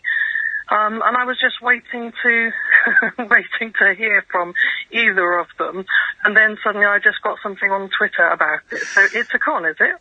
It would appear that it certainly wasn't Derek Griffiths running the Twitter account, and that he wasn't auctioning off lunches, and that we don't know if it's a con yet, but it's certainly not looking great, I'm afraid. Right. Okay, so just tell me who else has kind of come to this conclusion as well? Well, just other people who've bought it. Other people who've bought it. So far, you're the second person that we know that has actually paid cash. Has paid money to have lunch with Derek Griffiths. We just spoke to a nice gentleman called Duncan, who paid the same amount, and has been having an email conversation, I think, or DMs or something, with this person whose name we're not going to mention, and this person has claimed that his mum has died over Christmas, and that he's going to pay the money back, and all this kind of stuff. We know for a fact that the Derek Griffiths Twitter account was not real, and I've had one quite well-known comedian message me privately to say that the Derek Griffiths account was kind of hassling him for signed merchandise to sell an auction and things like that, and it had to be sent to this person who we're not naming. And a few other people have also said that they've contributed to a Just Giving page. It was all for dementia and Alzheimer's and autism. Yeah. And that they suspect that is not real as well. Yeah. So, yeah, it don't look great, if I'm completely honest. Yeah. That was the feeling that I had in the pit of my stomach, to be honest. But, I will get in contact with PayPal, because I did have a conversation with them before and said, look, these are my fears. Is there anything that can be done? And so the fact that I did actually phone up, this was right at the beginning, and kind of register concern, and plus I hadn't given any feedback. But the thing is, after something like 21 days, I think the money that you're kind of withholding is automatically passed over to the buyer. Here's the thing. Anyway. I believe that on eBay, if you don't get the goods, you get the money back. I'm pretty sure of it, even if it's gone through, because I know that PayPal hold it in escrow. Is that the word? Escrow? That is the word. But I think that if you go onto eBay now or whenever you can, and you launch you launch a complaint or something, and you say you haven't received the goods, I suspect you'll get. I'm pretty sure you'll get the money back. Yeah. Did he tap you up? Because we've had a couple of other people as well saying that after they paid that money, they were then also asked, oh, by the way, could you just give another 20 quid towards a village hall, was one of the things he was trying to get money. Weird kind of thing. Did you have anything else like that? No, I didn't. But I think that because I was the one person who refused to give feedback, he probably knew better than to try to get any more out of me, because I get the feeling, the eBay link is still findable. You can't search for it, but I found a way of getting it the other day. Right. And I think there's something like 8 or 10 people that have all given positive feedback, all saying pretty much the same thing. So there's more people out there anyway. This is all kind of fresh for you. How are you feeling about it as it unfolds? It's really no big surprise whatsoever. Yeah. Because, as I say, I always had a kind of feeling, and the fact that this person who was liaising was so rude, that was the thing that I think gave it away for me. The last contact that I had, it was very much like, stop bothering me. And I thought, well, if you just spent 250 quid on buying something, normally the seller is pretty decent about it and will do anything to kind of help. But it was, no, I'm way too busy. I've already told you, I think was the phrase. I've told you once. So, and I just thought, well, I'll give it till the middle of January, and then I'll see. Hang on, stay there. I think someone might be... Kadir, you've got information on how Lemon-Otter can perhaps get her money back? Hi, Ian, it's Kadir. I know, I just said I've sorry. Yeah. I've studied the Consumer Rights Act because I've studied law, and PayPal pretty good on it. So what I suggest you do is you can escalate a claim with PayPal, but you've got 90 days to do it. That's what they give you. So you should claim it sooner than later, because it doesn't automatically go to PayPal, because you have to chat to the seller first. You get a 7 or 14 day period where it's just you and them. So I'd say escalate it ASAP rather than leaving it till later. Thank you very much. I say do that, and also go on eBay, and if you register a complaint on eBay, I think you'll get your money back. Okay, I'll give it a go. All right, nice one. Good luck. Let us know. I've just seen you just emailed me as well, so keep in touch and let us know how it goes. I will do. All right, brilliant. Thanks very much. All right. Bye-bye. Thank you very much. It's all just nice people being fleeced. 03444991000. Let's take a quick break. Live and on DAB. Talk Radio. We have ways of making you talk. It's time. Time to join the millions of people that meet happy with Zoom video conferencing. With stunning HD video, crisp audio, and instant wireless sharing across any mobile, tablet, or desktop device. But the best thing about Zoom? It just works. So ditch the distractions, join the movement, and meet happy with Zoom video conferencing. Visit zoom.us to set up your free account today. That's zoom.us. Zoom video conferencing. Ford's new fraud scrappage scheme has been extended to include vehicles registered before the 31st of December 2010, and we've even included a new model, the Tough Ford Ranger. You could save between £2,000 and £7,000 on the recommended retail price when you trade in your old vehicle for a new Ford commercial vehicle. New year, new Ford. Well, anyway, I've sent the email. Ford. Together, we go further. Paddy McGuinness Retail has customers bought it. only who trade in a vehicle registered before 31st of December 2010. Scrappage savings between £2,000 and £7,000 dependent on model or to the recommended retail price excluding VAT. Selected models excluded. Contract from 1st of January to 31st of March 2018 and register from 1st of January to the 30th of September 2018. At participating Ford dealers only. T's and C's apply. Visit ford.co.uk/scrappage for more information. Greetings, Zen listener. It's January, and that means sales. Put out the incense and stop aligning your chakras. There's dynamite deals to be had. Like these discount foam rollers you'll use once before shoving under the bed. Well, no more. With the O2 Stuff You Actually Want sale, you can get the tech you really want with savings you'll love. Visit o2.co.uk. Limited time only. O2. More for you. Offer in 7th of February, subject to availability. Terms apply. Top trade picks at TradePoint to kickstart 2018. Get a DeWalt contractor chest for just £30. Excludes VAT at 20%. Trade only. TradePoint. Even if you only employ one person, you have to provide a workplace pension. It's the law. Get to know your responsibilities with help from the pensions regulator. Visit workplacepensions.gov.uk. Across the UK, online and on DAB. Talk Radio. We have ways of making you talk. The Paul Ross Full Set Breakfast this morning from 6 on Talk Radio. Maximise your morning mojo and get turned on to the new Fearless Breakfast show that can't keep its mouth shut. I'm Paul Ross. Join me from 6 on Talk Radio. If it's on your mind, get it on the radio. The big new station for the whole of the UK, you lucky people. Supercharged radio that demands a reaction. Plug in to Paul Ross and make your morning hum. The Paul Ross Full Set Breakfast. This morning from 6 on Talk Radio. We'll get you talking. Late night conversation worth losing sleep over. The Late Night Alternative with Iain Lee on Talk Radio. We have ways of making you talk. Right. Let's go to Dennis. Good evening, Dennis. Good evening. How you doing, fella? What you got for us? Look, just the last... I was just saying to the lady, the last... this is the first time I've listened, so... there you go. It's been a very interesting hour and a half, I think, since I flicked over. I'm a Talk Sport. Hey. I'm just a sports junkie. You've made the right choice, Dennis. You've made the right choice. They too many repeats over there. Yeah, I know. They're going to repeat crazy over Christmas anyway.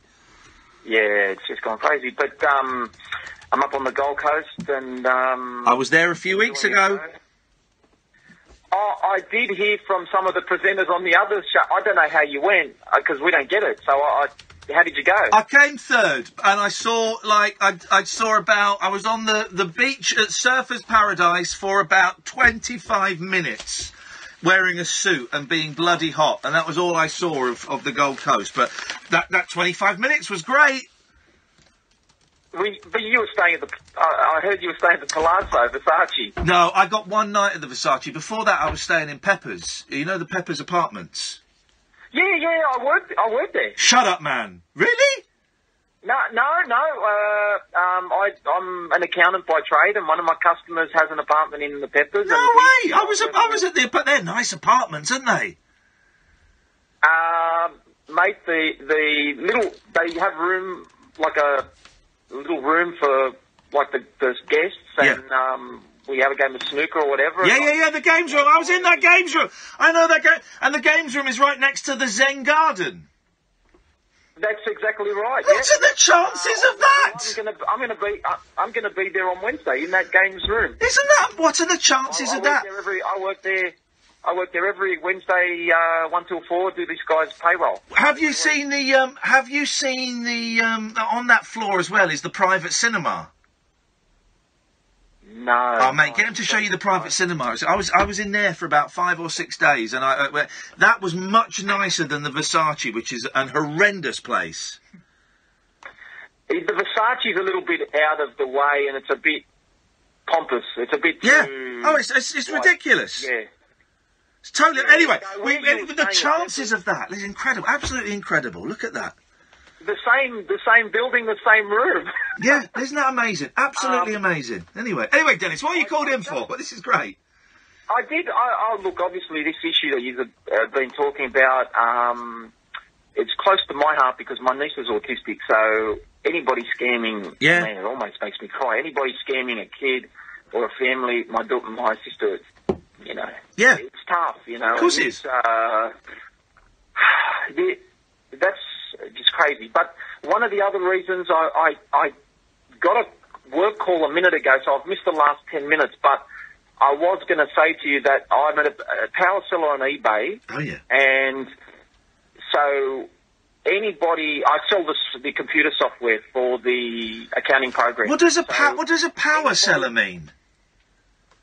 Oh, you have to sell a certain amount, like in dollar terms. Okay, and a certain quantity. Does he make the big bucks? I don't know the different levels. Yeah. They just give you... It bumps you up as well when people search for... You come... And it's a more reputable... It actually... Some people would prefer to buy off you, even if you're $20 more, because they're they're pretty much guaranteed to get the product. Yeah, you know, You're not dealing with... You're dealing with somebody with 98% or better. Yeah. But you always pay by PayPal. Yeah. If you're going to buy something, because you will get the money back. If you make a complaint, they hold the funds. Right, and you 100%. You'll get the money back if the guy's dodgy or the female's dodgy or whoever it is. Yeah. So I had a lot of times where it just, Australia Post, it went missing. But these things happen. And unfortunately with ours, everything had a serial number, so we could track it back and we could get them a new box. But we knew if they were also lying to us, if the buyer was saying, at the other end, somebody didn't get them to sign for it, but we could prove that they had the serial number. So this is the thing. If you're sending anything from eBay, right, send it so it's got to be signed for at the other end. Otherwise, they'll rip you off. No, that's what absolutely. That's what you've got to do, And then you have that signature from your freight company as proof of signature. But also, with these types of, what the sellers normally like, and I was a genuine seller, but the fraudulent ones normally want it to go into a bank account by bank transfer because, A, there's less fees. There's no PayPal fee, which I think is about 2.75. But secondly, it's very difficult for your bank. The credit card's different, but if you pay bank transfer like a we call it a BSB. I think you call it a zip code or something. Yeah. Because if you transfer funds like to a BSB and bank account, very hard to get it out. And sometimes these guys that do like charity, they ask for charity to be sent continuously. Very hard to get. It's very hard from the banks to actually even stop. I've been defrauded as well. I'm not an idiot, but I've got somehow I ended up clicking on some cream or something from the States on eBay. What cream? What cream were you ordering from the States? Very dry skin. Okay. Very dry skin. So it was a steroid-based cream, which actually was available here, but it was a lot cheaper from the States. Right. Okay. So I bought it once to try it, and the cream is actually quite good. But what would happen is good. I'm glad it was good cream.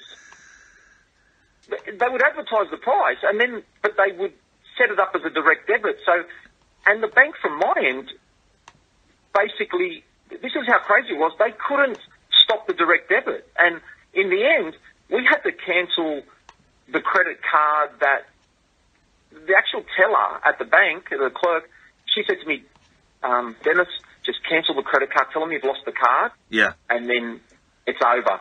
And it went on for 6 months, and I still am fighting with the bank to try and get. This is a big scam over here with people. Yeah, you click. It's on Facebook. It generally happens. You click and you buy this stuff, and then you think you're buying. I think it might have been Facebook. Yeah. It might have been Facebook. Yeah. Yeah.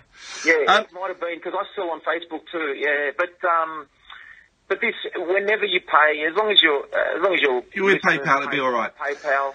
Dennis, listen, we're coming to the end of the show. I'm glad you found us. We're much better than that sports rubbish. Stick with us, Dennis, please, mate. Come on. Mate, the fact that you're so close, I'm still buzzing. The fact that you're in the same building. I've been in that room. I've been in that room. Isn't that nuts? Dennis, I've got to move on. Thanks for calling, mate. Pleasure, mate. Cheers, Thank Ben. you. Thank you. What a nice guy. Let's go to Mark. Mark, last call of the night. Good evening, Mark. Good evening, Ian. Mark, what you got for us? This is a really weird question, but... Yes. Would you rather be in the jungle with Ian Beale or Max Brennan? I retweeted that thing about winning a afternoon tea at Annie's. Oh, I've got to get in touch with Jenny. Yeah. Oh, God. Speak to her tomorrow. Oh, God. Sorry, what was that, Mark? Hello, Mark? Hello, Mark? Yeah, sorry, this is a bad thing. I just need to sort my phone out. There's a really bad signal. Okay, yeah, go on. Hello, okay. He said, would you rather be in the jungle with Ian Beale or Max Branning? Ian Beale, obviously. Adam would you? Yeah, he's a chef. Does that answer the question, Mark? Why Ian Beale? Why not Max? Well, because I like Ian Beale more. Yeah, but he's a pathetic excuse for a man. No, he's not. He's I'm joking. He's a great guy. Okay. Well, thanks for calling, Mark. I'm glad we sorted that out. Big questions. Wowzers. Very big questions. Oh, God, look. That person's associated with Jenny. I've got to tell her, haven't I? Yeah. That's the person who's been running the Team Jenny thing. Oh, God. I'll send her a little WhatsApp after the show. Dearie me. Well, this is, for the new listeners, this has been a show and a half, hasn't it, eh? This has been a strange old show. People are sending me all kinds of tweets and all kinds of bits and pieces and what have you. Anyway, strange old show. They're not all laugh riots. They can't all be laugh. It started off weird with the kids in, didn't it? And got weirder as the kids left. This Derek Griffiths story is going to be big. I think it's going to be a big old story. I don't think it's just his account. I think it's going to be a lot of people. And you watch, the papers are going to have a field day on this by what day is it today? Monday. By Wednesday, this will be in all the papers. This will be big. We got it first, guys. That is it. That is your lot. Thank you very much indeed. I am going to go to bed now for 3 hours.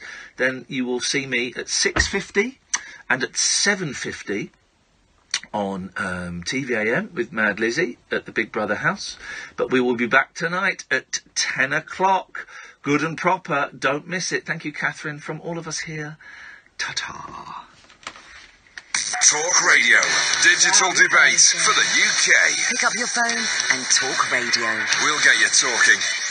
From now until the 15th I'm going of to be January, honest, we're excuse my launching the French. Vauxhall New Year sale This event guy's fucked. with up to 20% off list This price on a guy shiny new Vauxhall. Yep, that's is right. fucked. A whopping 20% off, so you really can enjoy a happy new year. To find out more, search Vauxhall Shane New Year Ward sale. Army. On selected models across the range, registered by 31st of January 2018. At participating retailers from 26th of December to 15th of January. Offer not available in conjunction with 0% flexible finance, flexible PCP or a deposit contribution. Full terms and conditions apply. See vauxhall.co.uk/New Year sale. Cause since you've been so I can't breathe for the first time. I'm so moving on, yeah. Thanks to you, now I get what I want. Since you've been sold. eBay. Snap it, list it, sell it. The easy way to make room for the new you.